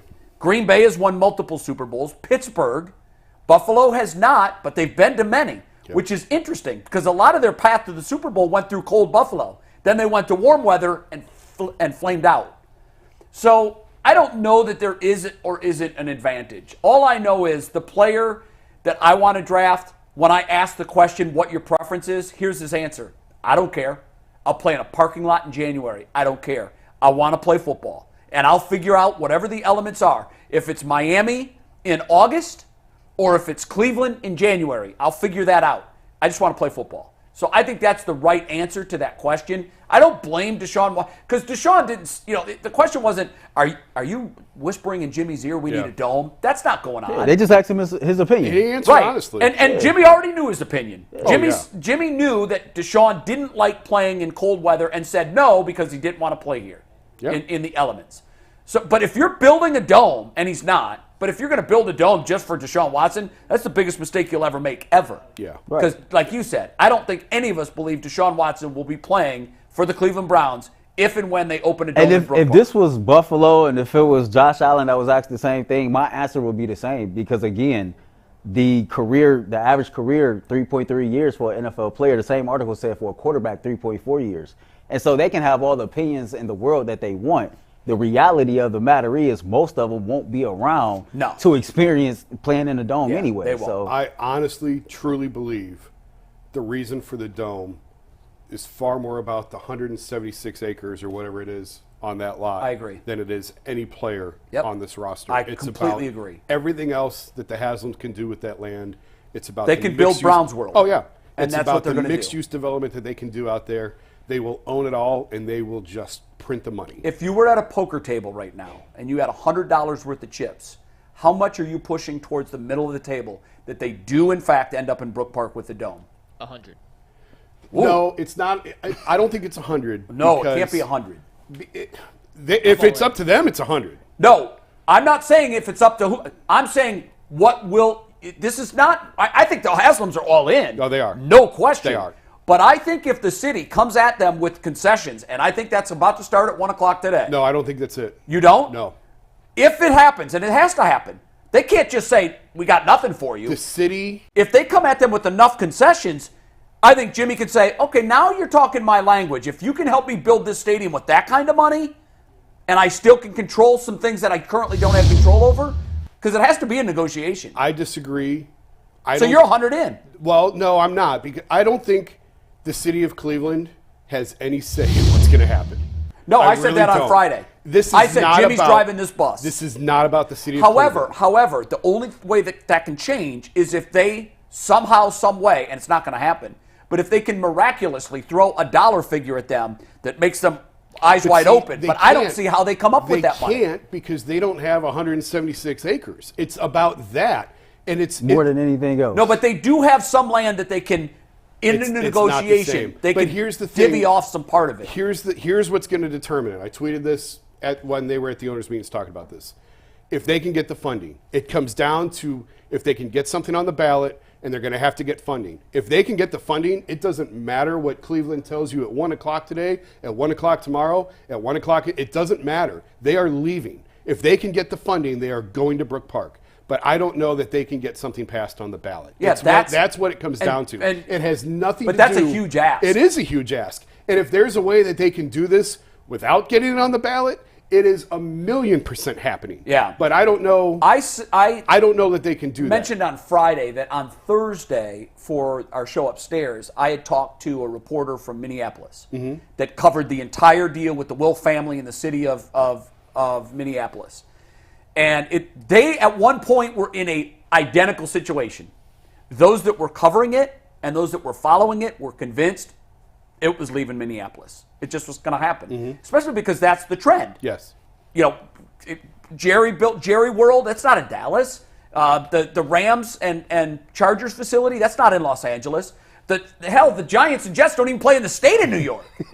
So I think that's the trend. But the reporter told me that there was every indication was this was a done deal. Then they came up with the pull tabs. Yep. And that changed everything. Now, all of the gambling that could be done in the state was there. So they had a monopoly on it, and they paid off their stadium in record time and way ahead of schedule. 20 years early. That can't happen here. Gambling's already available here. But it can happen. Something similar could happen, but to think that they're going to pay it off as quickly as Minneapolis did is probably a pipe dream. I think, and I said this Friday, I think it is, I'm leaning way towards them moving. Like, not 100%, because 100% would be, I think, naive. Something could happen. Sure. But barring a miracle Hail Mary at the end of the game, this is how confident I am. My team is up 7.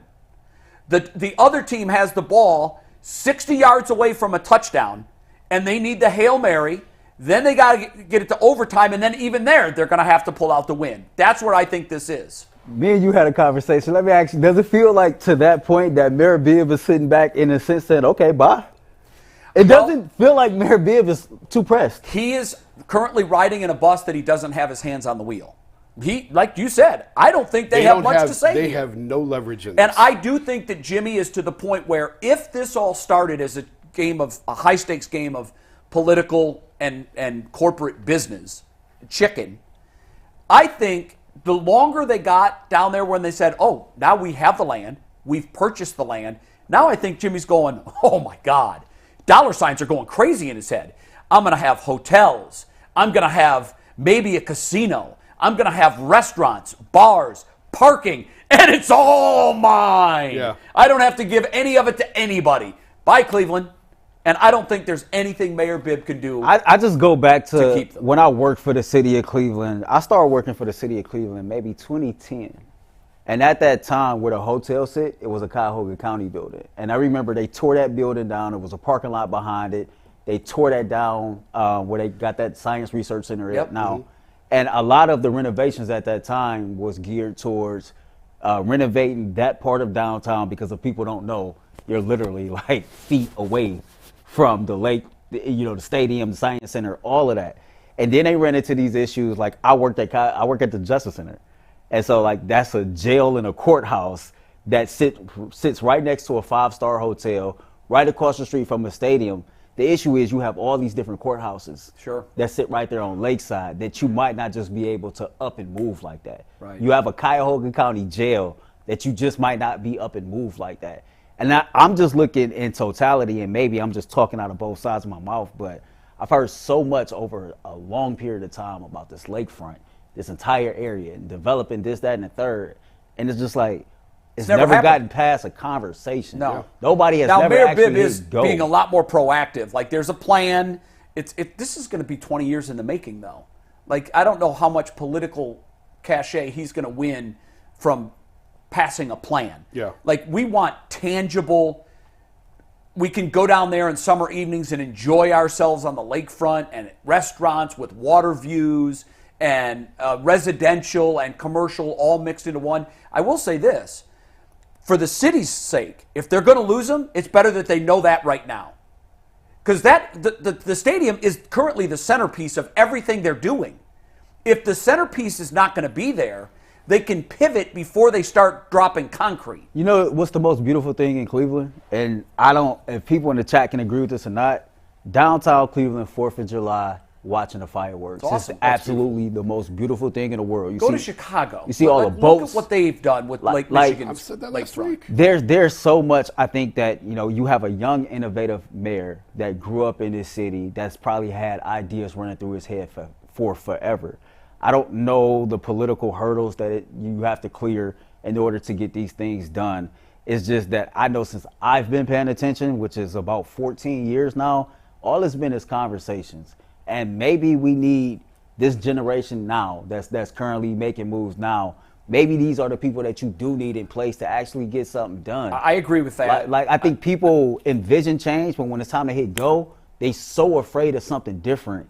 Jason, do we have a dollar number on what the Browns playing in Cleveland means to the Cleveland budget annually? No, I don't know what that is. I'm sure that someone could come. Who knows how accurate it is? I'm sure that number exists or someone could get it, but I don't know what that number is. What do they get financially from the Browns?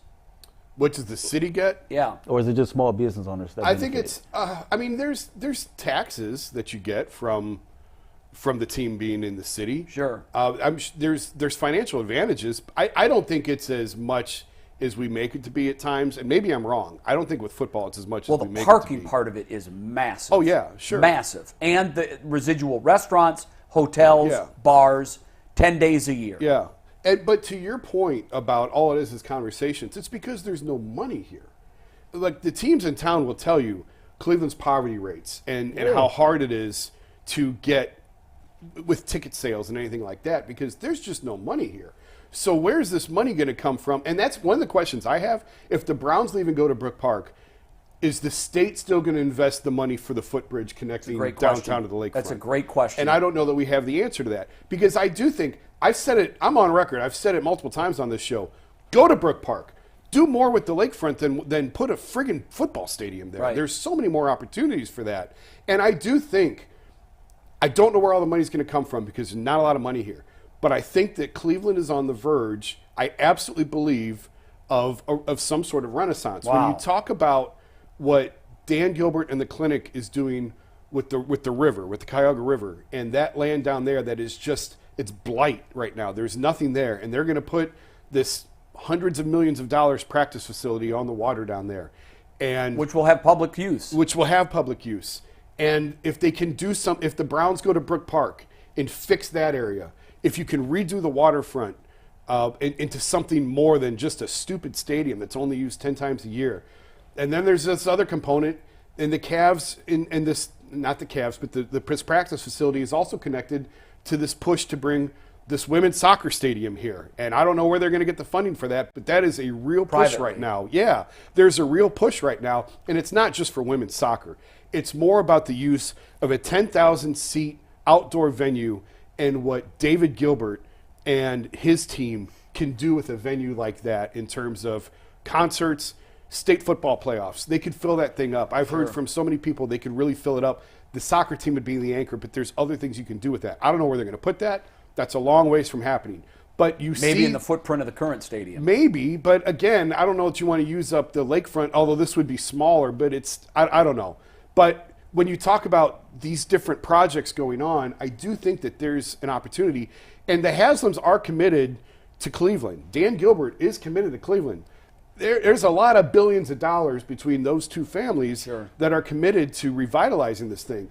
And the only other point, and I mentioned this last week, but I think it's worth repeating, when you talk about funding, when you talk about the stadium, when you talk about electronic pull tabs, I 1,000% think electronic pull tabs is the way to get this thing done. Marijuana and gambling. And everyone cracks up and says, how much weed do I have to smoke and how much do I have to gamble to get the Browns a dome?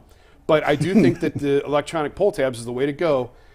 And Dave Yost, the Attorney General of Ohio, is in charge of charitable gambling. That falls under his department. He is running for governor in 2 years, and he is behind in the polls. What better way to make a name for yourself and to drive a campaign for yourself than to get something done for all of the sports, not just Cleveland, Columbus, Cincinnati, Toledo, Cleveland, all these facilities, these sports facilities. What better way than to say, I got all of this money for these facilities without touching general fund dollars. Do you think, though, in Minnesota, the pull tabs were so popular because that was the only avenue anybody in the state had to scratch their gambling itch? Here, gambling is legal. You can do it on your phone. I don't know that it would have the same rate of success here. But here's the thing. How often do you go to the Jack Casino? Well, that's the thing. Their foot traffic is negligible. I never go. Well, look where it is and the area, but their foot traffic is negligible. And when you look at the percentage of dollars wagered last year, very small of it is from the physical plants of the casinos. But we're doing it on our phones. But here's the thing. If you go to dinner with another couple and you guys are sitting there at dinner, or if you go out with buddies to get beers and there's a game there, would you grab the game and play it? I would. I know I would. And that's what they're targeting. They're not targeting. They're not the bars is where they do the business. Yes, because the more you drink, the looser you get with your funds. And it's not necessarily they're not necessarily targeting the clientele of the Jack Casino, and they're not necessarily targeting the people that are taking the over in the Cavs. Isn't it the blue collar worker who goes for a couple of beers after a long day at the shift? Yes, but he does have other options to gamble. He does, but if you're sitting there in the bar, it's idle time. It's right there. Okay. Look, I could be wrong. Now, here's the thing. You got to have a backup plan. Just because it worked in Minnesota doesn't mean it's necessarily going to work here. I agree with that. So then what do you do? If there's a shortfall, like Minnesota, it was so overwhelmingly popular. And by the way, it wasn't at first. It was a disaster at first. And then they tweaked some of the things, and then it took off. But if it doesn't work here, then what? Yeah. And that's the question that they have to answer is the then what. I mean, Jason said there's no money here. And it sounds like what you're saying is just find other creative ways to generate the money. Yeah. And if they do that, that shows a lot of creativity on their front. But I'm sorry. My opinion is emotional based, but it's really how I feel because I'm from the inner city. If you can be that creative and generate those type of funds to build a damn stadium or help contribute to a stadium, socially, why can't you fix other Why can't you fix other things? Because I know teachers and cops that both work part-time jobs. Yeah. It's just. So what they're doing would enhance a lot of people's on the lives for 10 entertainment days a side, year. but it's like. But what about all of the other social issues that we have? And we keep talking about sin taxes and using money from cigarette sales and alcohol sales and gambling sales and weed sales. And what's next? Prostitution sales. And it's like, who knows where it ends, but are we making society better? And that's all I'm saying. Like, if you could get this damn creative to come up with different ways to generate funds to help for a stadium, fix some other let's keep issues. it real, man. If the Browns was a consistent winner and always a team contender for the Super Bowl, nobody would give a damn about the current stadium. I agree with that. And here's what, owner, You've got billions. So much so you just invested in one of our other team's rivals. You write your check so you can reap disagree. the rewards. Yeah. I think these stadiums should be built with private funds from the owners of the team, and then they own all the revenue and everything around it, and that's fine. It's a capitalist society, go nuts. But the role of the government should be, if you're raising billions of dollars, shouldn't be to enhance one billionaire's lifestyle. No. It should be to enhance all of the residents of the population they serve. And we've got a myriad of problems in Cleveland that need to be addressed. Let the owner pay for the We talk all the stadium. time about the median income, right? The Cleveland being the top 3 poverty city in the United States. What about the murder rate that's high here? What about in the city of Cleveland, how often people don't graduate from high school? Well, the murder rates and the crime rates are typically mirrored by the poverty rates. Yes. So it's there you not go. like a chicken. It's not a chicken or the egg. Poverty precludes crime. You have a population base that is desperate. They're destitute. They don't have the jobs they want. They don't have the disposable income they want. So they go take it. So poverty precedes crime. You tackle the poverty rates, and your crime rates are going to adjust themselves accordingly. So it's a pipe dream. When I be hearing these discussions, all this stuff is well and cool, and it shows that you can be creative. if he goes to Brook Park, what public funds does he get? Well, that's what they have to figure out. That's the part they have to figure out is how much and from where. Whether it's marijuana. The LA thing was built with private money. The whole thing. So And that's why can't that be? That should be the model. And I have asked that multiple times. And that's the way that he did it. I forgot his name now. Is it Spanos? Stan Kroenke. Cranky. Thank you. Yeah. And there are some guys, and actually I think prior to his stroke, Dan Gilbert was one of these guys, does not want any sort of government interference, does not want anyone telling him what he can and can't do. So I'm going to do this myself. Screw you. You have no say in what I can do. That's the way it should be done. And I agree with that. And when you take public money, now the public has a say in how you do it. And also, Cranky has a little bit more of a real estate type background, I guess. But I tend to agree. But it's not so much in the trend has become, if you want it, pay for yourself. But a lot of them do still have public influence. Atlanta, help me. Arthur Blank. I can't think of names today. Blank paid for a lot of it himself, but not all of it. But he got all of the overruns. And I think you have to do a similar deal here. Where it's like, okay, you're going to get this, and that's it.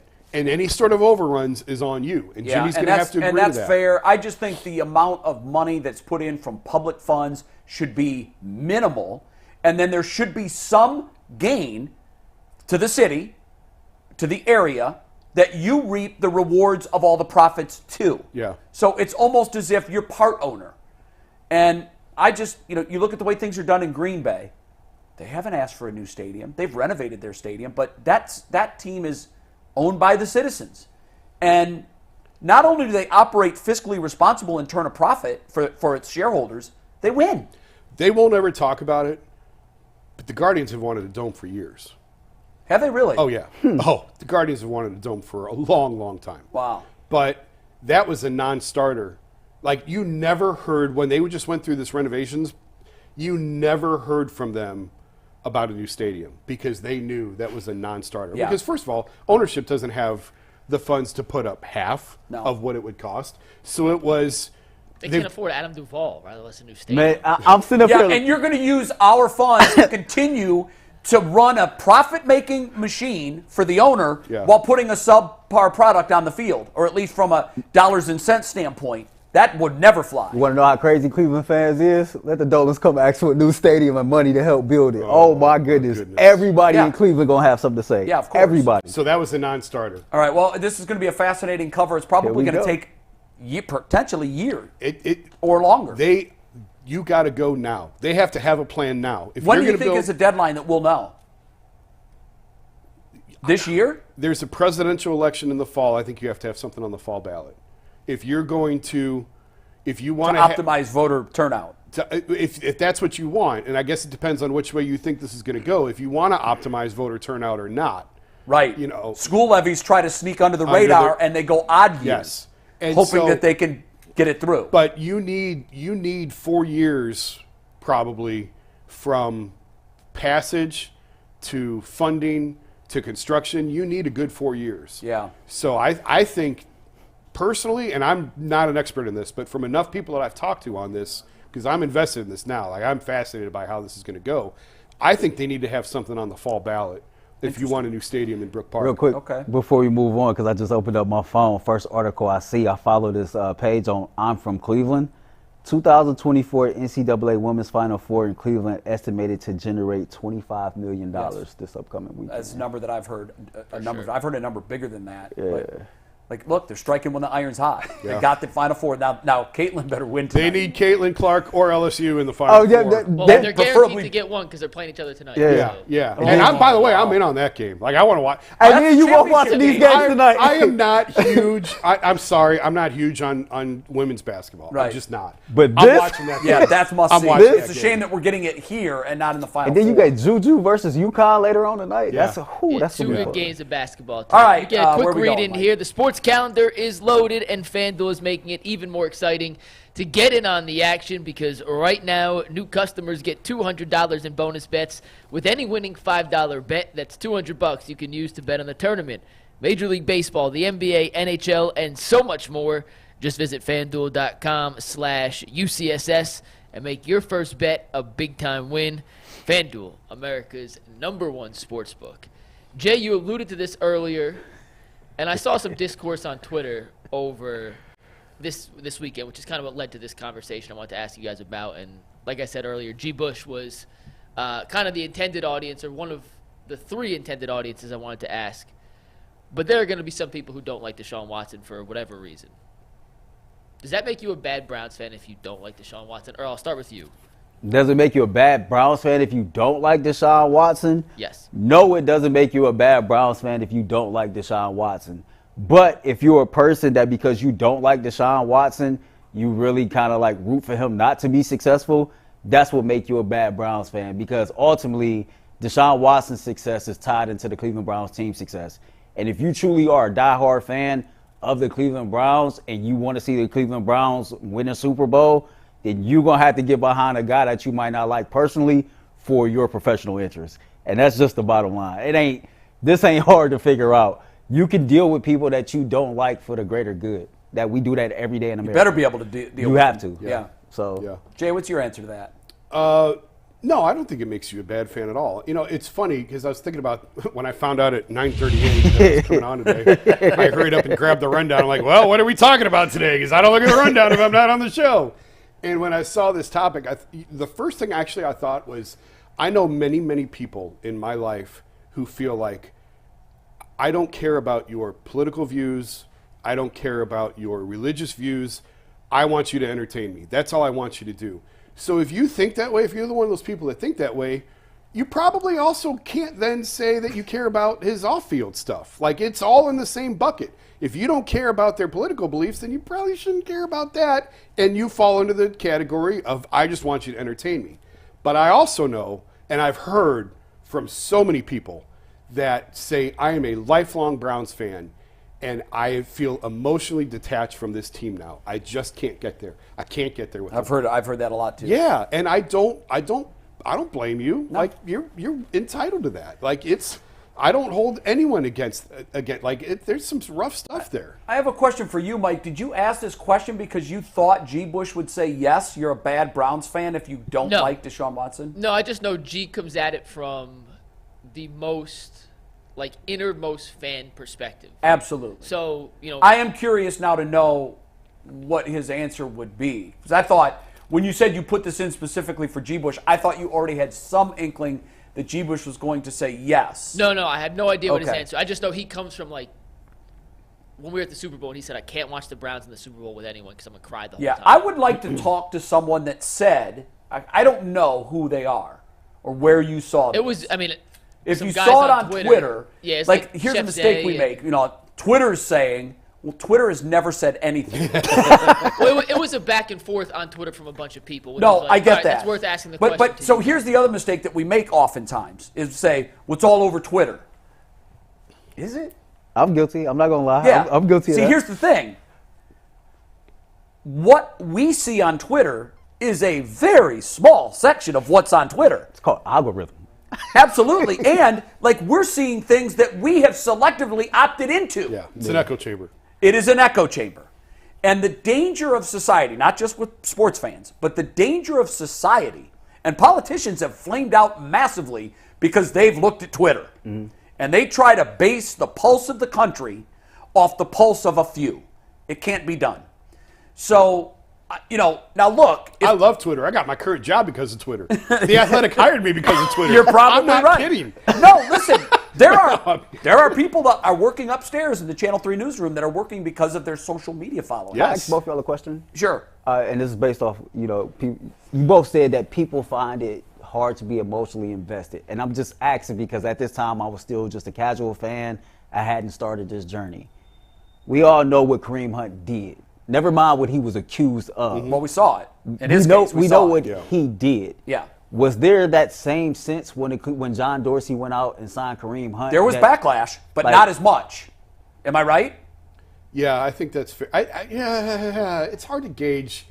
There's a difference too. Kareem Hunt's from Cleveland, right? So there are a lot of people I think that were more willing to forgive him. The point I'm making is everybody got a different moral compass. Everybody have different things that trigger them, right? And so, like, to me, man, you don't put your hands on a woman. Never. Right? You don't put your hands on a woman. Under any circumstances. I don't care what's what. And it just seems like that people have been more triggered over allegations because of whatever versus... I think it was the number of allegations. Yeah. That was troubling. Yes. If it was 1, 2, or 3 women, I think it would have been fine. When it was in the 20s, I think there were people going, oh, no, that's just too much. And so this is just me just asking this question because, again, moral compass. I seen somebody that, and I respect and I like Kareem Hunt as a man and as a player, but that's not cool. You know what I'm saying? Absolutely. I got daughters, bro. Yep. Under no circumstances is that cool. Yep. And so I was just curious because you all were in the business. Like, what was the temperature when the Cleveland Browns signed Kareem Hunt? There was pushback. Remember, he was for a minute blackballed. And he wasn't out for very long. It's not like he was out long enough to learn any lessons or make any sort of... But then you can also look at Ray Rice. Now, granted, what Ray did was... brutal. I mean, the circumstances... I took into account the circumstances around Kareem Hunt. These were women that were thrown out of his hotel room for... Parts of his group felt they had nefarious intentions. They came back. There was the altercation. We saw that on videotape. What I saw on videotape from Ray froze me in my tracks. Yeah. I'd never seen anything like that. Yeah. I was literally like, I needed a standing 8 count. I was taken aback because I'm with you. I'm a girl dad. Laying hands on a female, You wanted to go fight Ray Rice yourself. I knew and liked Ray Rice. Yeah. He had been a member, he had been a guest on our show on multiple occasions, and he was strongly entrenched in the Friends of Show category. We could call Ray at any time. Ray was polite. He was courteous. He was all these things. The reason I personally was so thunderstruck, I knew Ray. I thought I knew his character. Ray was a Rutgers guy. My son was at Rutgers at the time. Mm-hmm. Corey had run-ins with, not run-ins, but interactions with Ray. His impressions were the same as mine. I had never heard anyone utter a negative word about Ray Rice. And I see this video, and I'm like, everything I thought I knew is wrong. Yeah. And I understand that things happen in spur of the moments, and some of it's spontaneous and out of your control. For me, that was the unforgivable sin. With Deshaun, I think there were people, I know them, in my work circle upstairs that were lifelong Browns fans that say they've now picked other teams.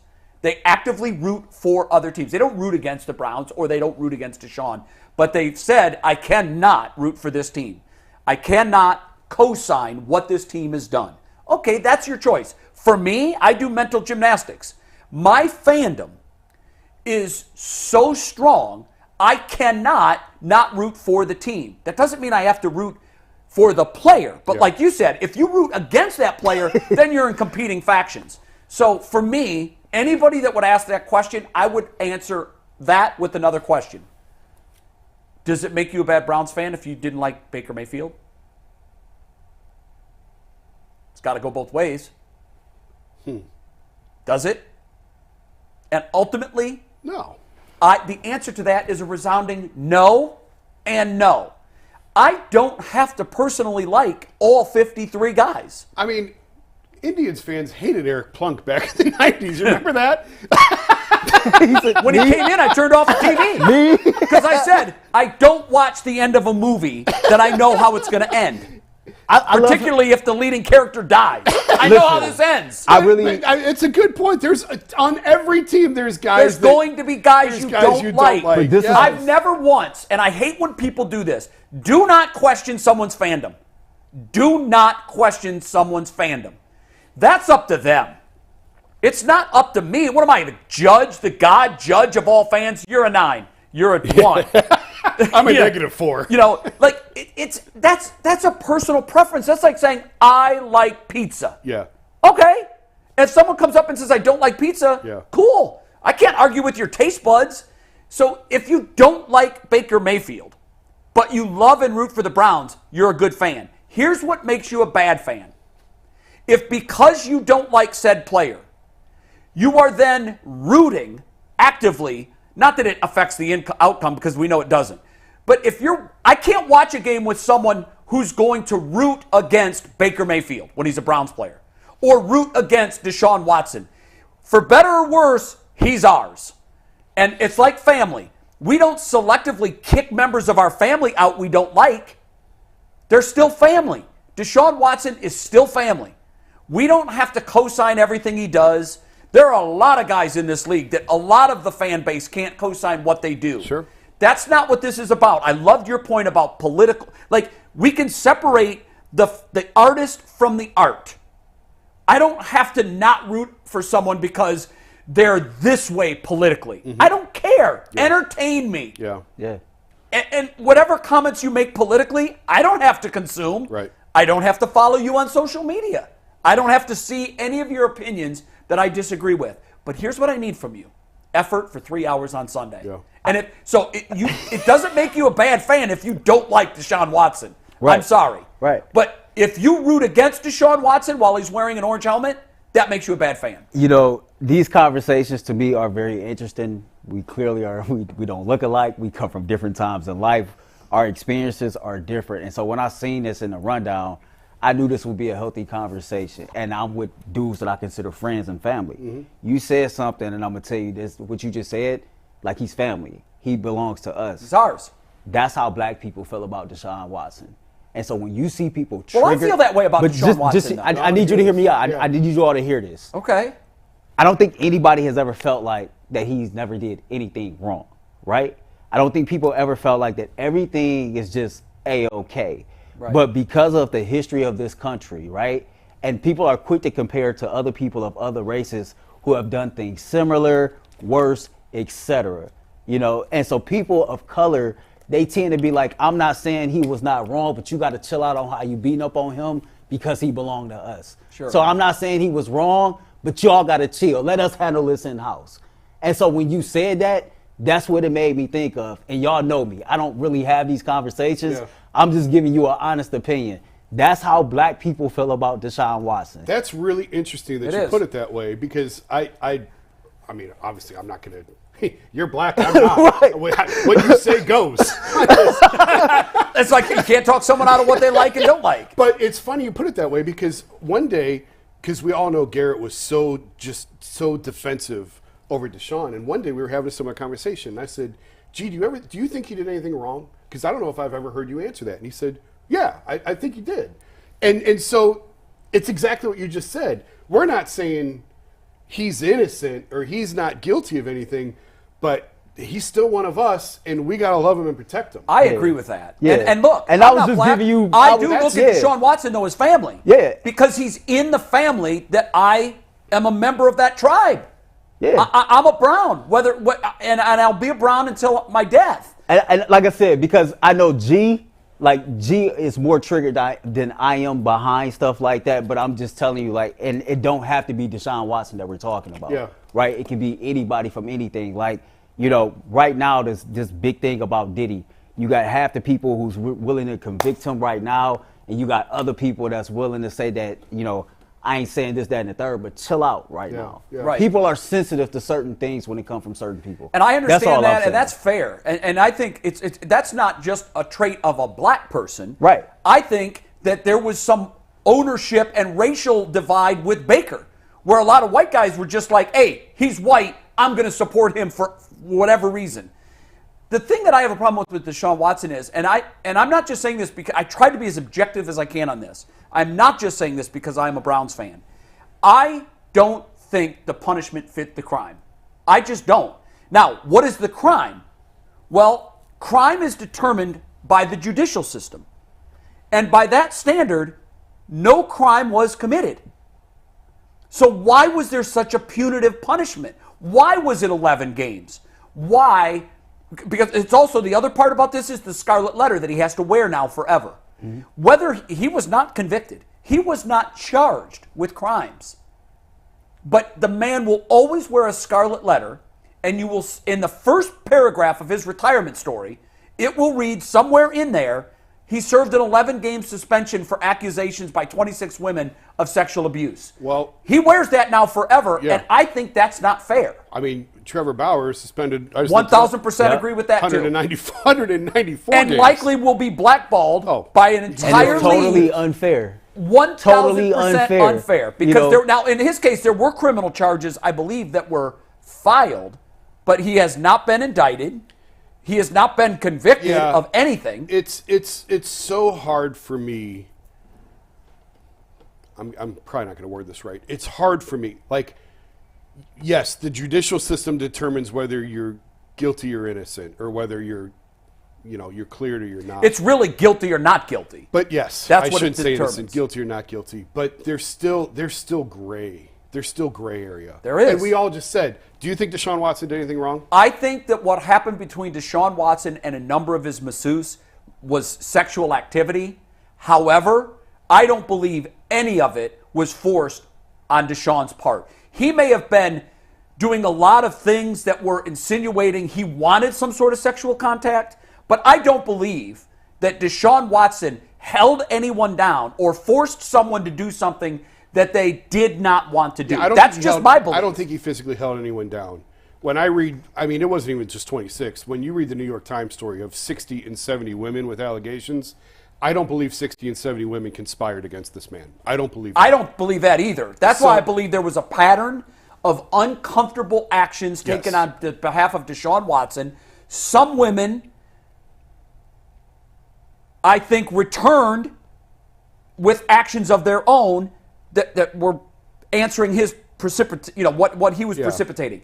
I also think that there were a number of women that he started doing things that would be considered unprofessional in a professional massage setting, and they were like, "Oh no, I'm out. Yeah. That is too much for me." I say this, and that's also offensive, but is it illegal behavior? To get back to the like don't like part of it, my brother tells me all the time, I tend to project how I am and how I was raised on other people. My father always told me, how the hell can you sit up there and say you don't like somebody that you don't know personally, right? Yeah. And I notice I do that in real life. I can be amongst friends and, people be like, talk about the show, and they say, well, I don't like this person. I don't like that person on the show. And I would say, to my knowledge, you've never met said person. Right. You might not like their take. You might not like how they go about things.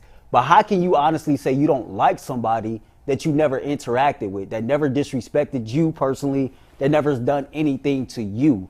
And my brother says, that's projecting. That's how you are. That's how you feel. And he's right. I tend to project in that way a little bit. And so, like, when these questions come up, I love these conversations because me personally, I have a hard time saying verbatim, I don't like somebody. And I've never met this person. Sure. Me and this person ain't never have a conversation. Well, in reality, and some of us here, like, I've met Deshaun Watson, but I've never interacted with him on anything other than a professional basis. Right. I don't know him. Right. And so that leads me to lean on people that do. And all of the people that I've leaned on, that I know, that know him, have said the same thing. This is not his character. He is a good human being. Kind, decent, respectful. So that's what I'm left with. Yeah. And so, I can't cast judgment. Again, I take the same approach that I would in my everyday life. I go out of here and people like to interact and they want to know things behind the scenes, and people have conversations. I don't like this person. Yeah. I know you. I know for a fact that you've never met this man. Yeah. So how can you say that? And I just think, like, maybe it comes from years of working in the courtroom, tied into how I was raised. Yeah. Like Judge Patton, man, shout out to Judge Patton. He used to tell me all the time, man, everything that you say matters, everything you don't say matter. And when you say out your mouth you don't like somebody, I automatically go back to my upbringing. My father always told me, how you like somebody that you don't even know. Yeah. And how do you dislike someone? And that's why you need to let athletes entertain you. That's why you need to let musicians entertain you. That's why you need to let actors and actresses just entertain you. Like, we get caught up in everything outside of the entertainment. But here's the last thing I guess I would say on it is, you guys have met my middle son, AJ. He is a massive Browns fan. He's 13. He's almost 14 years old. Massive Browns fan. Was emotionally distraught after the Houston game. And I'm like, buddy, you got to get a handle on this. I went through those years. My wife was texting me because I was in Houston saying he's losing his mind. He has a closet full of Browns jerseys. You name it, he's got their jersey. Yeah. Except I won't buy him a Deshaun jersey. I can't get You've there. made that decision. I've as made a that parent. decision as a parent. I will not buy him a Deshaun jersey. I can't get there. Interesting. And would he wear one? He's never asked for one. That's interesting. He's That's never telling. asked for it. And he knows. He's old enough. He knows what's up. And he and I have had conversations about girls and about you got to have permission and you can't just go around grabbing girls and kissing girls and all. And but that's the decision that I have made personally. And my wife's in agreement with me on this. We aren't buying him a Deshaun jersey. Yeah, there's plenty of other jerseys for him to wear. As a parent, you have every right to make that decision. And by the way, I was in favor of them pursuing him. Here's the crazy part, because I have daughters, and somebody asked me, they was like, when the Browns traded for Deshaun Watson, did you have a conversation with either of your daughters? And I said, no, absolutely not, because I would be dropping the ball as a father if I wasn't having these conversations with my kids by default. Right. I don't need somebody accused of something like this for me to do my job as a parent and have the proper conversations with my kids about everything that go out here in the real world. No, when you're a parent, it's so funny how your view on everything changes. Yeah. Everything. Yeah. And you can have the outlook that these people just entertain me. At what point, though, do you cross over and let them be role models for your children? That's where the conversation gets very, very interesting. I don't need an athlete to be a role model. I don't either. To my kids. Me neither. I don't need them to be a role model. Their role models should be their parents, their teachers, their clergy, if they're religious, the coaches, the people that's coaches, that's not integrated somebody that in they their don't know on everyday TV life. that they root for 3 hours a week. We got one super chat. I'll tell you about it in one sec, but a quick reminder that today's episode of the Ultimate Cleveland Sports Show is sponsored by BetterHelp. What's the first thing you do if you had an extra hour of the day? Would you go for a run, take a nap, read a book, show up for a friend? A lot of us spend our lives wishing we had more time, but the question is, time for what? What if time was unlimited? And how would you use that time if it was extra? The best way to squeeze that special thing into your schedule is to know what's important to you and make it a priority. Therapy can help you find what matters most to you so you can do more of it. So if you're thinking about starting therapy, give BetterHelp a try. It's entirely online, designed to be convenient, flexible, and suited to your schedule. Just fill out a brief questionnaire to get matched with a licensed therapist, and you can switch therapists at any time for no additional charge. Learn to make time for what makes you happy with BetterHelp. Just visit BetterHelp.com/lockedon today to get 10% off your first month. That's BetterHelp, HELP.com/lockedon. We got one super chat, guys, real quick. It comes from our guy, Daryl, who says, if this will load, Daryl says, Brook Park, let's go. UCSS, the best. Jason, Earl, the Pearl, love you guys. From Daryl, a.k.a. The Voice, so we appreciate Daryl. And we got 2 minutes. Love you too, Daryl. Big-time matchups tonight. The Final Four in the men's is set, 60 seconds, but thoughts on the Final Four on the men's side. UConn, Purdue, NC State, UConn Alabama. sleepwalks to a title. That's it. I like NC State because I was in Pittsburgh for their first game. DJ is fun to watch. The crowd was going crazy when every time he touched the ball. It was great. They're a great story. I'm rooting for NC State, but I'm rooting for them. But I'm with you. I think it's you. I'm rooting for NC State too. He was telling dude, he's like, man, y'all season over. Yeah. You going home. Yeah. It's over with. It was 41 years ago that the North Carolina State Wolfpack pulled off the greatest upset in the history of the tournament when they, as an 11 seed, I believe. And isn't this team currently 11? They're an 11 seed. Want to know my favorite Final Four Jim team Valvano running of all around time? looking for someone to hug. Yep. the Washington Huskies from the movie Six Man. That's my favorite NCAA Final Four team. Oh, wow. Yeah. If you've never seen the movie Six Man, man, you missing a treat. It's I with haven't seen it. Marlon Wayans, Kadeem Harrison. His brother dies, become a ghost. He comes back as the sixth man and helps my the Washington God. Huskies capture the NCAA That's pretty funny. championship. I might watch that today. A&K all the way. If you ain't open, I'm thinking it's UConn, no drama. Yeah. For the women, I'm disappointed that Iowa and LSU are in the same bracket. That 7 o'clock tonight. should have done better. Bad Tune job in. out of the. See you tomorrow, or see you in overtime. Peace.